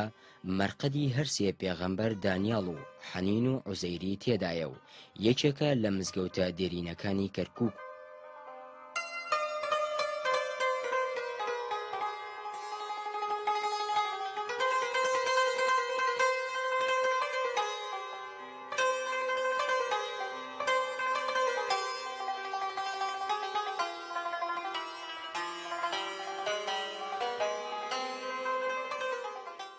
بەپێی ئەو بەڵگانەی لە بەردەست مامۆستا محەممەد عەلی قەرەداغیە و هەر لە ساڵی 1946ەوە ئاوەدان بووەتەوە و گەلێک زانای کەرکووکی خزمەتی ئاینی خۆیان بەجێهێناوە تا ماوەیەکی چاک لە ژێر سەرپەرشتی زانایانی عەسکەردا بووە و هەمویان دەگەڕێنەوە سەرگوندی عەسکەری سەر بە ئاغژەلەر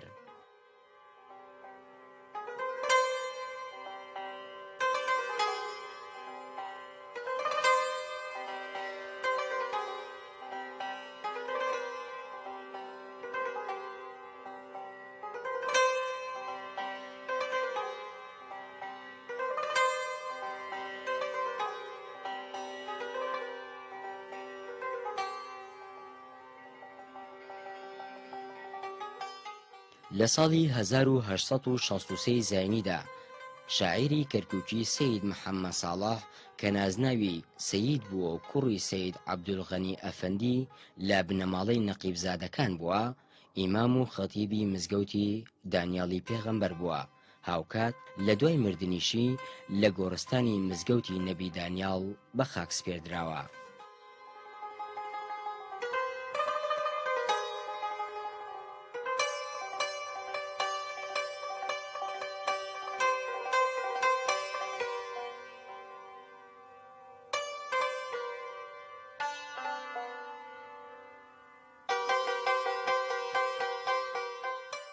مزگەوتەکە ماوەیەکی زۆر بەدەست بنەماڵەیەکی کوردی خەڵکی گوندی عەسکەرەوە بووە یەکێک لەوانە مەلا عومەر کوڕی حەیدەری کوڕی میرزا عەلی کوڕی ئوستاد محەممەدە هەروەها شێخ ئاوێسی عەسکەر و عەبدوڵای کوڕی بارام کوڕی عەلی و مەلا عەبدوڕەحمانی عەسکەریش خزمەتیان بەم مزگەوتە کردووە مەلا حەسوون کۆڵەمەن بە ئیمام و خەتیبی مزگەوتی دانیاڵ دامەزراوە بۆ ماوەی 40 ساڵ لەو کارەی بەردەوام بووە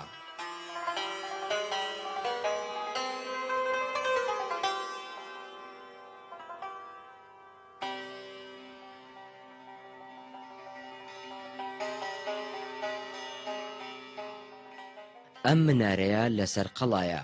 کۆنترین مزگەوتێکە کە تاکو ئێستا منارەکەی سەرکەشە نزیکەی 100 مەتر لە مزگەوتی گەورەوە دوورە لەسەر قەڵا مێژووی دروستکردنی ئەم منارەیە دەگەڕێتەوە کۆتایی سەردەمی مەغۆلی ساڵەکانی 656 بۆ 738 کۆچی و سەرەتای ماوەی تەیمورلەنگ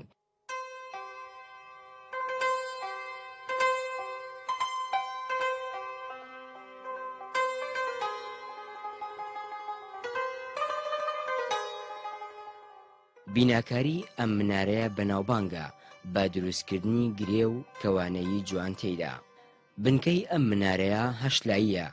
شێوەی داڕێژراوە چ لەبارێکی ئاسۆیی یان ستوونی هەروەها سەرەوەی منارەکە مقەڕەنساتی تێدا بەکارهێنراوە لەگەڵ بوونی گومەزێک لە سەر منارەکە وەکو وتمان بنکەی منارەکە هەشلاییە کە منارەکەی لەسەر دروست کراوە و بە مزگەوتەکەوە نەلکێنراوە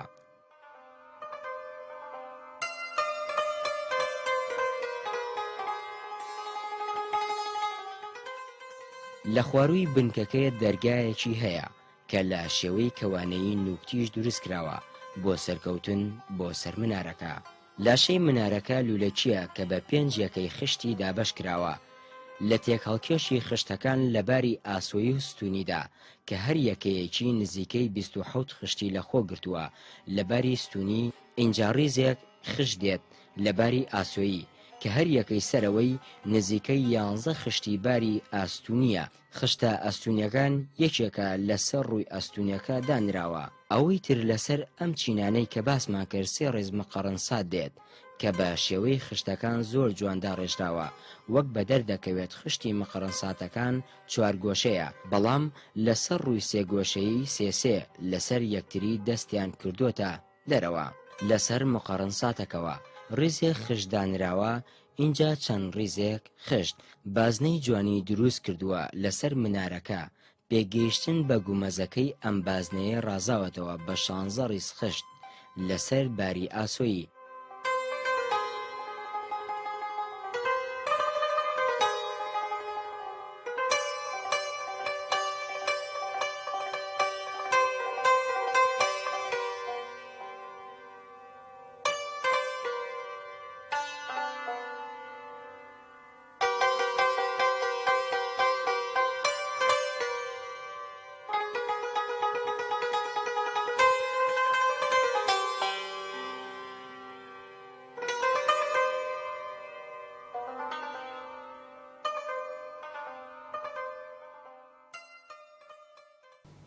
خۆشەویستان ئێمە لەگەڵتان بەردەوام ئەبین لە بڕگەی بابەتی ڕۆژ هەڵبەتە بیستینەوە با تەوریەکەمان کە قسە و باس بوو سەبارەت بە گرنگی شەوی قەدر فەزڵ و گەوری ئەم شەوە هەڵبەتە لەلایەن موسڵمانانی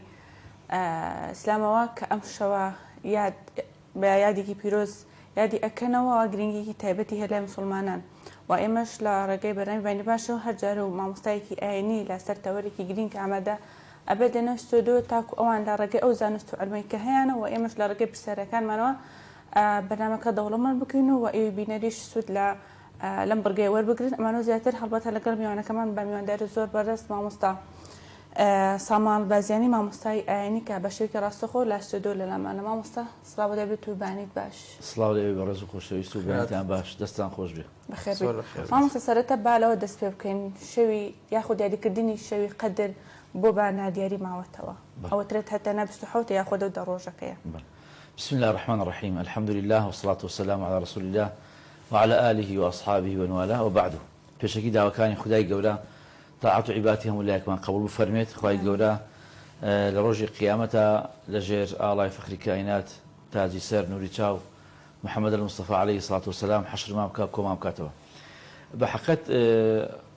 وەکو معلومە لای بەڕێستان لای موسڵمانان ئەوەیەکەوە شەوی قەدر شەوێکە دیاری نەکراوە وەکو شەو، بەڵام وەکو کات کە لە مەوسیمێکدایە پێغەمبەری خوا صلی الله علیه و سلم دەیان فەرمودەی صحیح و صریحی لێ وارد بووە کە لە دەشەوی ئەخیری مانگی ڕەمەزانە شەو وترەکان 21 یان 23 یان 25 یان 27 یاخود 29. پرسیارەکەی راوەیە ئایا دەبێ بۆچی حیکمت چی بێ؟ شاراوەیە دیار نییە. ئەو پرسیارەکەی جەنابەت. ئەگەر تەماشای ئیسلام بکەین، ئیسلام هەنێ عیبادات هەیە ئاشکرایە شۆنی کاتی مەسەڵەن نوێژەکان معلومە نوێژ بەیانی نیمەڕۆ عەسر مەغریب عیشا کاتەکانی دیاری کراوە، وایە ڕەمەزان کە ئیسلام بە ڕۆژۆبی مانگێکی دیاری کراوە ثوابت لەمانە بتیا بە ڕۆژۆبی حەج زەکات. بەڵام لە هەمان کاتە لە ئیسلامدا کۆمەڵە عیبادات هەیە شۆنیان دیاریکراو نییە، کاتیان دیاریکراو نییە بە تەحدید. بۆ لەبەرەوەی خودای گەورە ئەمەی کە داناوە بۆ گشتیە بۆ هەموو کەسەکان ئەوانەی کە دیارن وەکو نوێژە فەرزەکان و ڕۆژ و ئەوانی کەوا دیارن هەمووی تیا بەشدارە بێ. بەڵام خودای گەورە مەسافەی کێشێتەوە بۆ کەسانی کەوا دەیانوێت زیاتر پێشبڕکێ بکەن. ئەمە ڕەنگ لە ڕووی فەلسەفیشەوە عەوامگەرایی زۆر گرنگ نیە ئەوەی کە هەیە جار وایە تەنیاکار ئەوە وستم ئەو بڵێ. خودای گەورە حکمەتی وایە کەوا مەسافەیەکیش بۆ ئەو کەسانە بێڵێتەوە، چونکە دایمەن فروقاتی فەردی هەیە، کەسانێکم دەیانێت بێنە زیاتر بێنە پێش. بجابووە تەماشاکەی یەکێ لەو شتانێکەوە خۆ خی گەورە بە شاراوەی یەشێتەوە شەوی قەدرە بۆیە پێغەمبەری خوا چێ فەرمێ ئەفەرمێ تحروا يعني تحري بكن هذا اما كرت كلمه زول ليتيين تحري يعني عادنا مالك ما بشكني وداش تاجرا فيعني خاف المية تحري بكن للشوكاني اخيرا بويت مشاكي هر شيء قدرني كوانا دياريه اشتري شيء نادياريه اما نايزاني ياخذ جوازك سي نايزاني مثلا بونمنا پیغمبري خاص صلى الله عليه وسلم ساعتك للشوا خدای گەورێتە ئاسمانی دنیا هاوار لە بەندەکانێکە ئەی بەندەکانم چێ هەیە کارێکی هەیە بۆی بکەم چێ هەیە دوعایشی بۆ جێبەجێ بکەم بەس کاتەکە دیاری نییە بۆی کەوە ئەو فڕۆقە فەردیان لەو شەوانەیە دەرکەوێ پێغەمبەری خوا فەرمێ لە دوای نوێژی جومعە هەتا مەغریب لەو کاتە دوعا سەعاتێکی خوا دوعای تیا ڕەدەو ناکە بەس تەحدیدی نەکردووەکەیە وایە مامۆستا وترێت سەعاتێک پێش بانگی عەسرە بەڵێ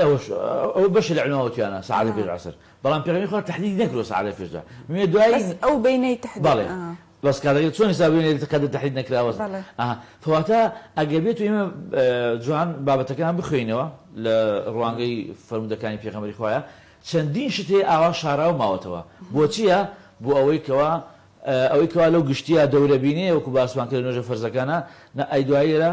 مەسافەیەک بێنێتەوە بۆ ئەو کەسێکەوە بە تاک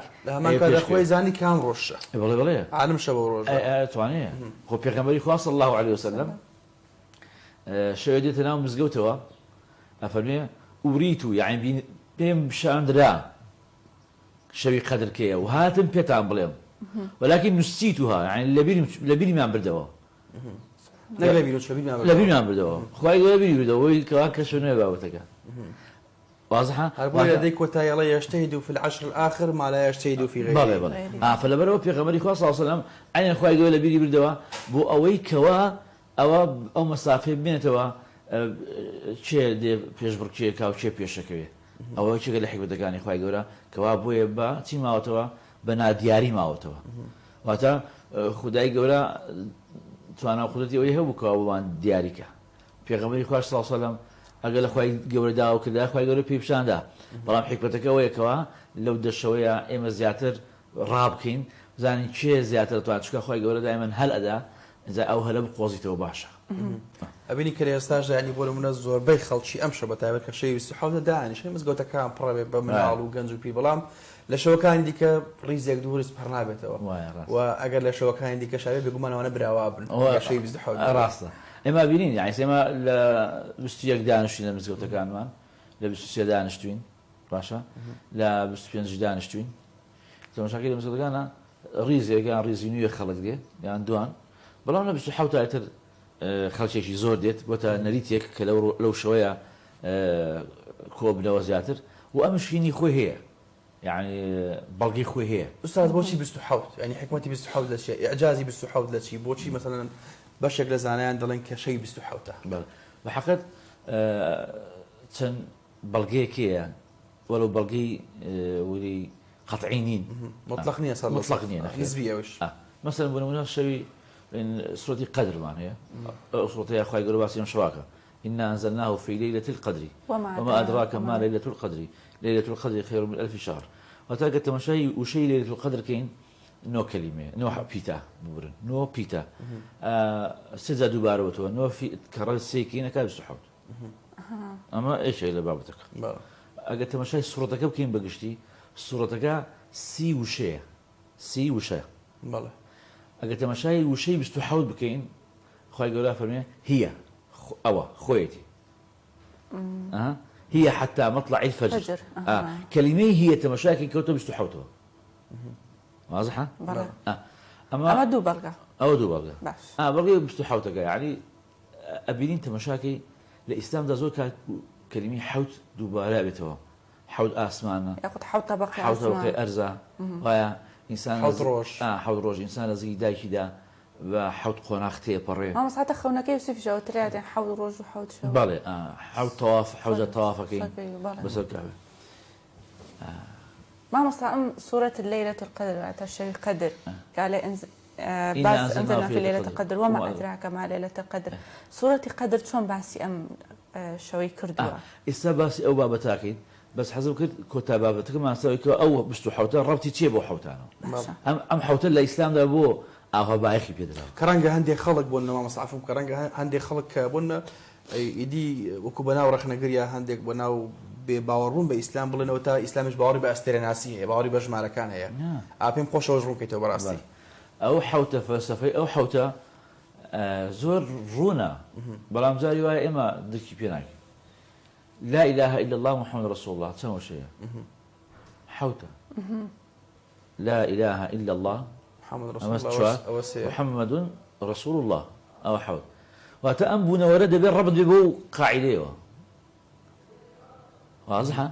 أنبون ورد بالرب بو عقيدة أو حوتة مشاكل لا إله إلا الله محمد رسول الله قران كاي بسلنا حتى تنات أو حوت شيء حتى كو نقطة شوية خالصية ويكز دسكاينك لا إله إلا الله محمد رسول الله إنه حتى نقطة شيء يعني واتا حوت كلمة واتا حوت أسبانيا حوت أرزية من الله زي ذاك بحوت قناختي بري حوجات طوافقين أما هم إشارتك وهم الربط بو عقيدة شون زي شركة زي دولتك رمز تايمتي خوي هي ويا حوت رمز إسلام حوض رمزي وعقيدة كما بارون فيتي كواتشيا لا إله إلا الله محمد رسول الله. ما صار شيء بسحوته تنها لا مذهبي. قش قوية مثلا قوية ورطة. تنها لا مذهبي سنة بتابتي واني كشافعين بابلين زياتر ياخذ لا مذهب كان ديكش ونشي أشبه ما شيء بسحوت بيروزة وبرز على جيره. ما وصف لا مذهبي السنة بعام. مثل الشافعي حنفي مالكي أحمد. حنبل. لا مذاهبي السنة هميان أم شوانا بسحوت زنو كانوا رزيلية كانوا عبادتي تاكن أما لا برا برزة كان ما برا شيعة كان ما أصلا لإنية وترو تراويح أو شانية هذا زنو كانوا يعني لا أوان تراويح بونية اشتكني لا تراويح بيت نيوجكني لا أوان ناي نيوجي تراويح بيت يعني زنو كانوا زور باش ما مصابة ما يقدر زاو بساي زلمة يصدوا باركين باش وكالآتي قدر هذا إن أنزلنا في ليلة القدر وما أدراك ما ليلة القدر قلنجي أمشى ولا شيء ده كباسي ده وكراوة. بالله أجت مشان صورته بكين خواي جروزو باخي لو صورته ده بقدر ده. زي بيش مش فهمي خير من 1000 شهر. شهر درسته. خير من 1000 شهر بس العلماء فريانا وشي باسي 1000 كراوة شو أو سردما جمارها لو الناس راوا. أكثر هزار يعني أو كاتر جمالي زيادة الشيء مزانية أخوي جورا زيادة يوت بويا فرمي خير من 1000 شهر نكم خيري بقت 1000 مانجا خيري له 1000 مانجا زيادة ويا واتا 1000 نية زيادة له 1000 أما خالية كم دوم أجت مشي أم صوتكين وشيء كتير وارد بوزو السيرة أفرمي تنزل الملائكة والروح فيها بإذن ربهم كواتامر وبعصاد نترزوي بالله الملائكة دو أو كلام جرينجا خوينا في تنزل الملائكة والروح فيها بأمر ربهم فرق بين بأمر ربهم لقد بإذن ربهم بإذن رجع بدراو أمر أويك خوي جورا أمري بيكا برون بوصل أرز والله أما إذن شيء إذن يعني ملائكة كان خوان داوي إذن لخدا كان خويا مازال ما بدأ أمشي وبتيم وصل أرز بخواستي خويا شو كان ملائكان دزان أو شوت سنة لسر أرز قبلو بيروزة يعني بين بجداري خلشي سر أرز كان لبروي بيروزة زور لبروي أو شوا لأرز زور بيروزة وقلا أسمان دائما إيمانين أسمان بيروزة يزبون الأخوة وانيا بلا ملائكان دزان أو شوا سر أرز زور بيروزة لأسمان بوي أو شو ملائكان دائما عبادة لسر أرز بكن بوي داوي إذن لخدا كان يا ربي خويا إذن ما بدأ أمشوا بتشين بوصل أرز لي عبادتك إذا خويا يقولش إذن بيدا تنزل الملائكة إذا سلاتك تيجينوا تنزل الملائكة والروح فيها بإذن ربهم يعني خويا إذن بيان داو أوان جديد بوصل أرز وهذا اللي رأى أوا يشكل لو خالق جرينجانا كإنسان إيمان دار هان بدأ كشبكة ملائكة كان لها حوت بقي أسمان أو خلياي أوان شيداي أوان كوابين سر أرز لسر أرز عبادي خداب كان لبرئ شو زور بيروزا لسر أرز سلام هي حتى مطلع الفجر سلام هي واتا أو شو دبت أشتواي دبت برنامج أشتي أخي إما دبل بابا كان بقوليت يبغين بالله إنسان هرچنه پیوندی لەگە خوددا دا پتە بکە زیاتر دەبێتە مای ئاشتی بۆ خەڵک چەند بەخوا ئاشنابین زیاتر دەبین بۆ خەڵکەکەی خوددا ئەبین بە ئاشتی واتە ئەمە ڕاستی ئیسلامە کە ئینسان چەند لە خودداوە نێزگەوە بوو زیاتر دەبێتە ئاشتی بۆ خەڵک جا ئەو شەوەش ئینسانی ئیماندار لە هەموو شەوەکانی تر زیاتر دەخوا نێزگا بۆیە خۆی گەورە ئەفەرمێت لەو شەوەدا ئاشتەوایی زیاتر لەناو کۆمەڵگای مرۆڤایەتیە بەرپا بێ هەرچەنە مسلمان لەگە خۆیان پەیوەندیان بە قوت بێ زیاتر دەبنە مای ئاشتەوایی بۆ خەڵک بۆیە خۆی گەورە فەرمێ هي حتى مطلع الفجر واتە ئەو شەوە تا کەی بەردەوامە هەتاوەکو فەجر دەرەچێت تاکو نوێژی بەیانی دەرەچێت باشە ئوستاز هەڵبەت بەر لە بەرنامەکە باسمان لە هەندێک بابەت کە بەیەکەوە بووم لە دەردەشەمان کرد کە هەندێکمان ڕەنگە بەڕواڵەت مسلمان بین هەندێکمان نەخێر بە جەوهەر بەدڵ مسلمان و هاوکات ئارامش باسی لە شەوێک قادرکردنی خەڵکەیە بوون لە سەعات 12ەوە دەست پێکە یاخۆ دەڵێ باوەڕم سراحەتێکم پشێدم پاش سەعات 12 دێمەوە بەڵام خۆ ئیمامی عومەر هیچێکە لە خەلیفەی مسلمانان دەڵێ ینی چۆن خەوم لێ بکەوێت لە کاتێکە ئەگە بە ڕۆژ بخەوم حاڵی مسلمانان فرامۆشەکەم دۆخیەوان فرامۆشەکەم ئەگە بە شەویش بخەوم ئەوە نەفسی خۆم فرامۆشە ئەکەواتە مسلمان لەم سەردەبوو لەم کاتەیە ینی خۆگەر ژیانی ئێمەگەر 70 ساڵێ بۆ نمونە ئەگەر زۆرەکەی 70 ساڵ بێ لە یەکی بدەوە نزیکەی 30 ساڵ لەوانەیە خەو بێت و چزانم چەندی ساڵی لەوانەیە بە نەخۆشی و بە پەتا بوانە بێنە سەر بە هەموو یەگە ڕەنگە 5 ساڵی تەواوەتی لێ دەرنەچێت ئەگەر وەنیە کەواتە ئەمەشەگە 70 بژین بەڕاستی یعنی لەم 15 بۆ 20 ساڵەیەگە بە تەواوەتی ئەژین تا چەند گرنگە ئێمەش ینی بەڕۆح بە عاشق خودامان بوێت نەک تەنها بەڕواڵەت و لە کاتیها کورد دڵێ ئیشی بە خوددایە و دوعای بۆ دەکا بەڵام لە کاتی دڵخۆشیە ڕووناکاتە قاپی خوددا بۆیە ڕواڵەت فەرامۆشکەین بینە جەوهەر و ناواخن و کاکڵەکە هەڵبژێرین بەڕاستی تا چەند گرنگە لەم شەوەشا بە تایبەتی بەحەقیقەت لەم شەوە و لە شەوەکانی تریشدا و بەردەوامش ئینسان دائیمەن ئەو کاتە هەست بە لەزەتی ئیمانەکە کە لەگەڵ خوددا بە تەنیا بژی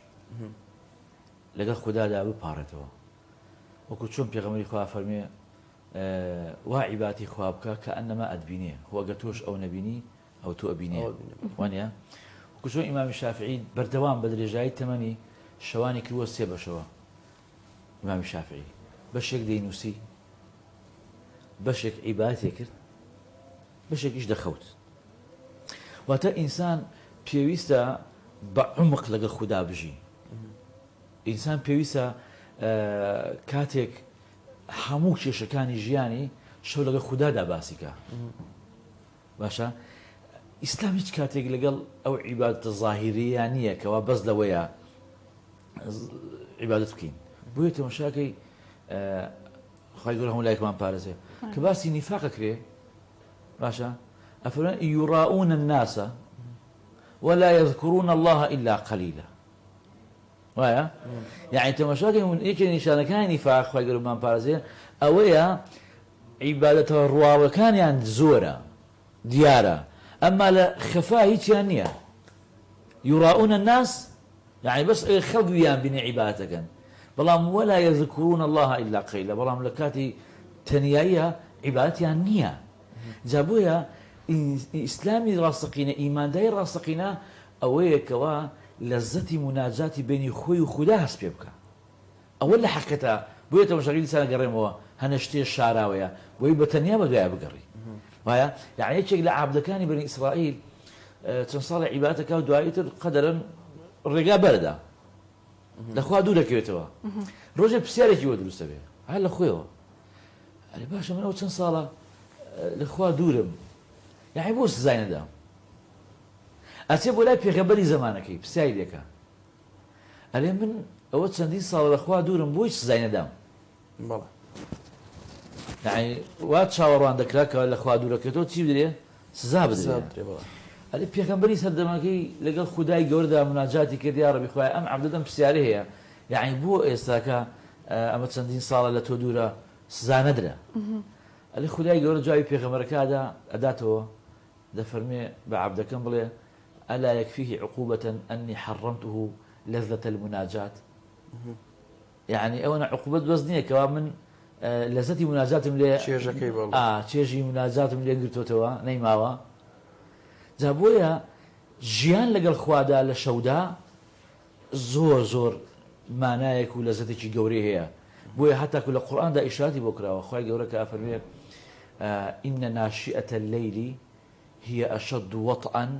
وأقوم قيلا أواني لشودا پروردابن إن ناشئة الليل حتى للرياضة عليه أما فريق ناشئين يعني شيء پروردابن إن ناشئة الليل هي أشد وطئا وأواني لشودا پروردابن بيان دامزراوترا وأقوم قيلا قسەکانیان کاریگەرترە باشە ماوەسایەکی ئەوت بوو ماوەسە قسەکان تۆ زۆر کاریگەرە وەکوانیتر نییە وتیوە ئیشیشەوە ئیشیشەوە واتە ئیسلامی ڕاستەقینە ئیمانی حەقیقی ئەوەیە کە ئینسان لە شەواندا لەگەڵ خوددا بژی لە شەواندا مناجات بکات بپارێتەوە بگرێتەوە کەس ئاگای لێ نییە دێوانە ئاسا ئەوە زۆر مهمە بۆیە عولما فەرمیانە فرسان النهار وڕهبان الليل بەڕۆژ فارسن شاسوارن لە یارمەتیدانی خەڵکدا لە کاری چاکدا لە هەوڵدان بۆ فەقیر وەژاردا لە گەڕان بەسەر کەسی نەداردا فارسن ناتە شاسوارن بەڵام بەشەو چین ڕۆحبانن واتە خۆیان قەتع کردەوە و خۆیان بچڵانوە لەگە خوایەژی وەکو خۆی فەرموودی ئیمامی عومەر جا بۆیە لە ئیسلامدا ئەم بابەتە زۆر گرینگە قەزەی شەو جا بۆیە پێم وایە شەوی قدر و شەوەکانی تریش ئێمە هەوڵ دەین زیاتر لەگە خوددادا بژین با تۆزێ خۆمان بپچڕێنین لە دنیا لە بەرژەوەندەکانی دنیا لە تیجارەت لەو بابەتەمادە ئەو پرسیارێکم بۆ دروست بەسەرەوەی بینەرێکی بەڕێز ئەو پرسیاری لا دروست بێت ئەلبەتە زۆر بە گرنگی و باسی ئەم بابەتەمان کرد بۆ منە ئەگەر پرسیارەکەەوە بێت چاکترین کار لەم شەوەدا ئەنجام بدەین چییە؟ بەڵێ زیندوکردنەوەی ئەم شەو ئێم لێ طبعاً پێغەمبەری خوا صلی الله علیه و سلم وارد بووە لەم شەوەدا چی کردووە پێش هەموو شتێک پێغەمبەری خوا نوێژی کردووە نوێژکردن زۆر یعنی ئینی خۆی هەیە پەیوەندیە لە بینی ئینسان و خودای گەورەیە چکە هەمووان نەزانین ئەسەڵا لە ڕووی ڕێزمان و لوغەوە معنای سلێ یعنی پەیوەندی واتە نوێژکردن لە کاتی سەجدەیە ئینسان دوعا زۆر بکە أقرب ما يكون العبد إلى الله وهو ساجد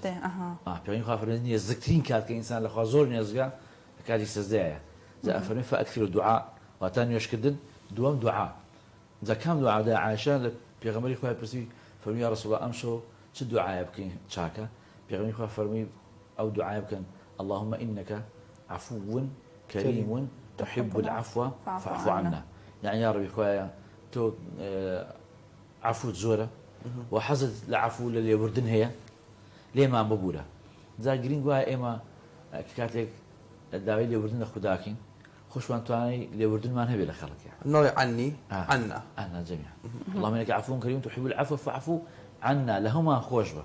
وایە ئەو لە هەمومان خۆش بێ معناوەیە منیش لە تۆ خۆش بم چکە تۆ ڕۆژێ ئازێتی منە دابێ من تۆ ئازەی تۆم دابێ وایە ئێخۆ کەمەش واردە بۆ ئینسانەکە لەوانە مزگەوتگای پێکەوە نوێژەکە نزیکیان داوە وایە خودای گەورە داوای لێکین لێمان خۆش بێ خۆی گەورە فەرمووی دەبین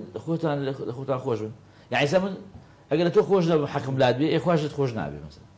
وایە پێچەوانش ڕاستە ئەگەر تۆ حەقێکت لا من بێ وایە خوا لە من خۆش نابێ ئەگەر تۆ لە من خۆش نەبی واتە ئێمە پێش ئەوەی کەوا داوای ئەوەکەین خودای گەورە لێمان خۆش بێ پێویست وایە ئێمە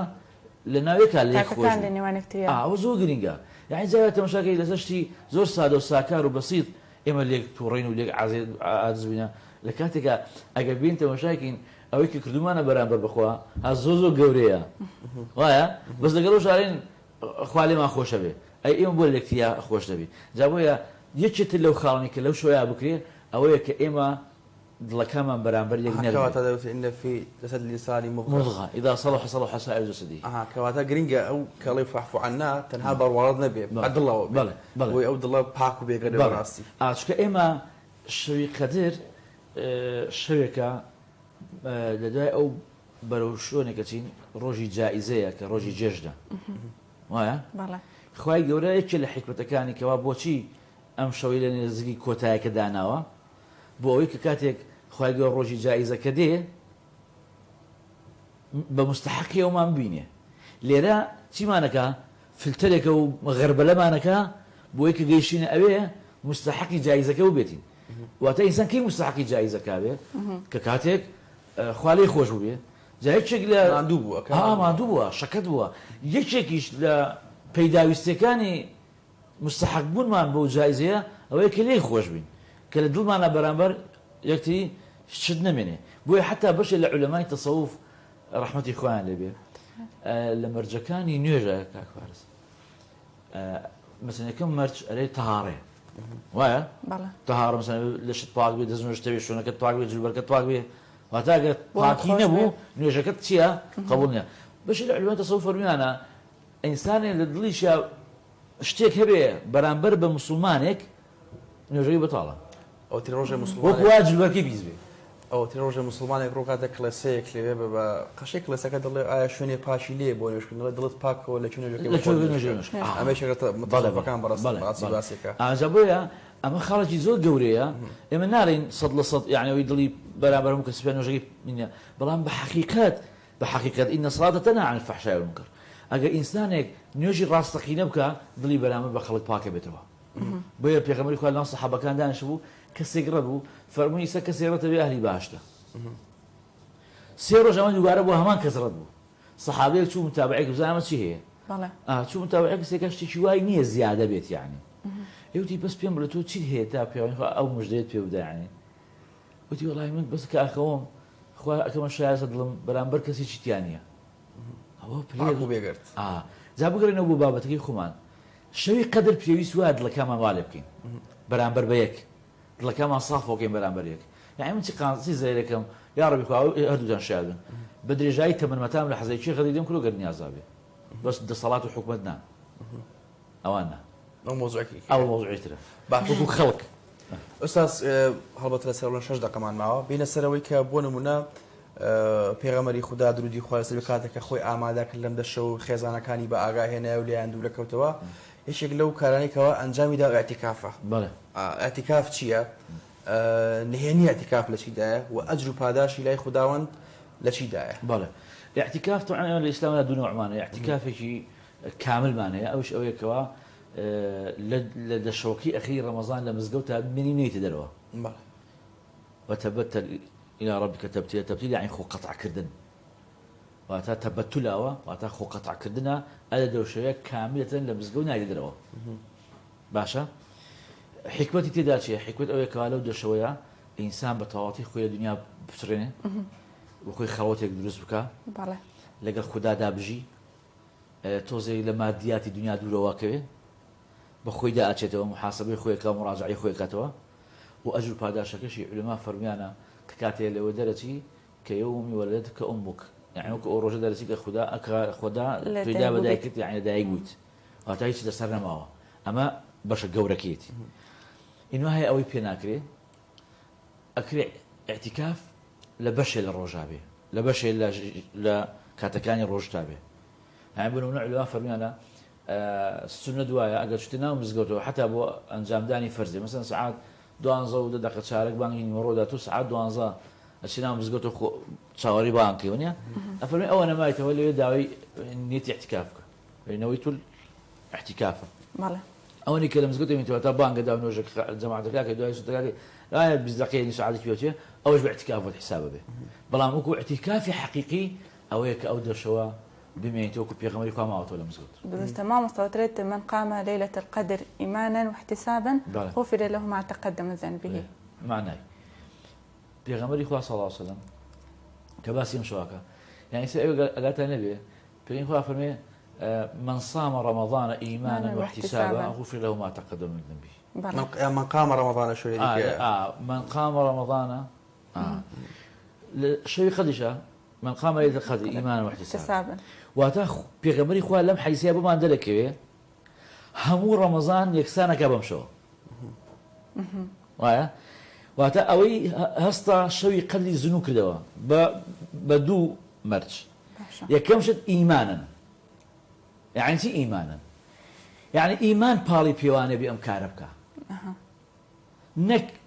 عورف و عادەت و نەریت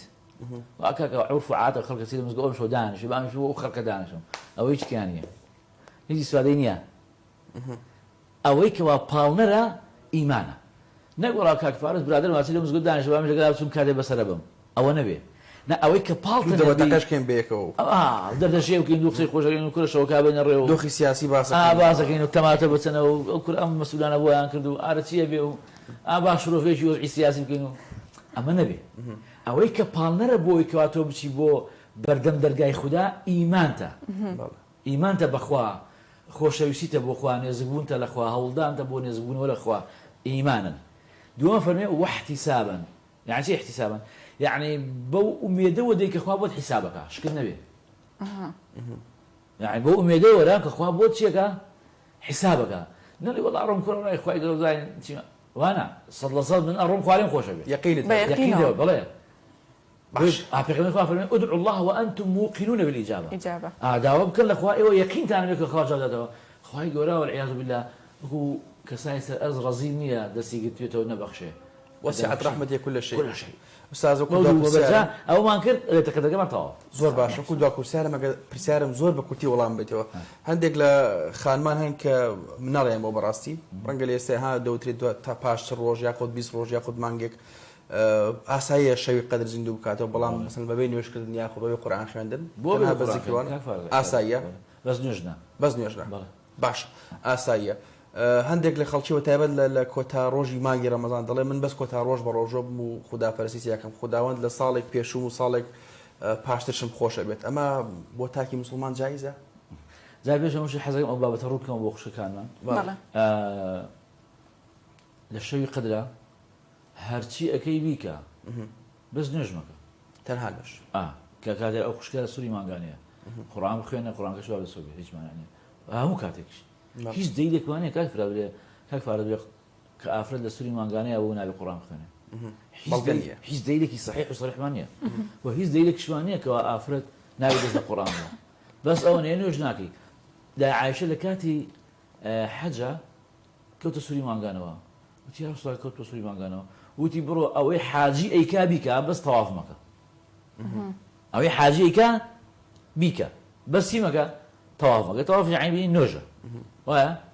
واتە قورئان بخوێنە تەسبیحات کە واتە ئەو خوشکە وەڕێزانە ئەتوانن لە شەو لە ماڵەوە کە دانیشتن دوعا بکەن قورئان بخوێنن تەسبیحات بکەن ئەو دوعای کە باسمان کە اللهم إنك عفو كريم تحب العفو فاعف عنا ئەوە بکەن هیچ مانعێکی شەرعی تێدا نییە حاڵی دووەم ئێمە لەگەڵ خوددا مامەڵاتین خوددا عەبدێوێت لە هەموو چرکە ساتی ژیانیدا ملکەتی ئەو بێ نەک لە کاتێکی دیاریکراو باشە لە شوێنێکی دیاریکراوە ئەم شوێنانە لەیلة القەدرە ڕەمەزانە ئەمە بۆ چییە ئەمە بۆ تەجدید و ئەبدێت و تازەکردنەوە و نوێکردنەوەیە ڕفرێشێکی وانە ئەمە چ معنایە تۆ ڕفرێشێکی دوای ئیش ناکەی وایە مۆبایلەکەم دەقێ تازاکەمە بەڵام ئیش ناکات دوای جامەبی سۆدی نییە واتە ئەمانە ئەم عیبادەتانە لە شەوی قەدرا لە ڕەمەزاندا بۆ ئەوەیە کە ئینسان زیاتر پاڵنەر بێ یعنی چۆن سارە بەنزین تێکەی ها ماوەی ڕۆژتووە ئێستا پێویستی بەنزینە بەنزین تێکەی بۆی چی بۆی بەردەوام بێ لە جم و جۆڵە وایە واتە ئەم مەوسمی چییە خۆپڕکردنە لە چی لە تااقەت و لە تەقوا و لە قووەت بۆی بەردەوام بی ئێمە پڕێکەوە دوای ویستیانە بێ ئەمە دیارە کوونەوە فسەوە بۆ ویستیە بەسەر درست مامۆستا سامان بازیانی زۆر سپاس بۆ هەمە دەبوونە لە استودیۆ دووبارە سپاسمانتون نەبێت خالاموداش قبولکە ئینشاءالله سپاس بۆ ئێوەش کە تاوەکو ئێستا بینەر بوون و هیوادارین کە لە پاش مانگی ڕەمەزان مرۆڤێکی نوێ بە فۆرمێکی نوێ بە شێوازێکی نوێ لە کردار و گفتار باش لە دایک بێت بەڕاستی هەموو لایەکتان شاد و کامەران نوێژ و تاعاتی هەموو لای قبول بێت تا پرۆگرامێکی تر بەخوای گەورەتان ئەسپێرین هەر شاد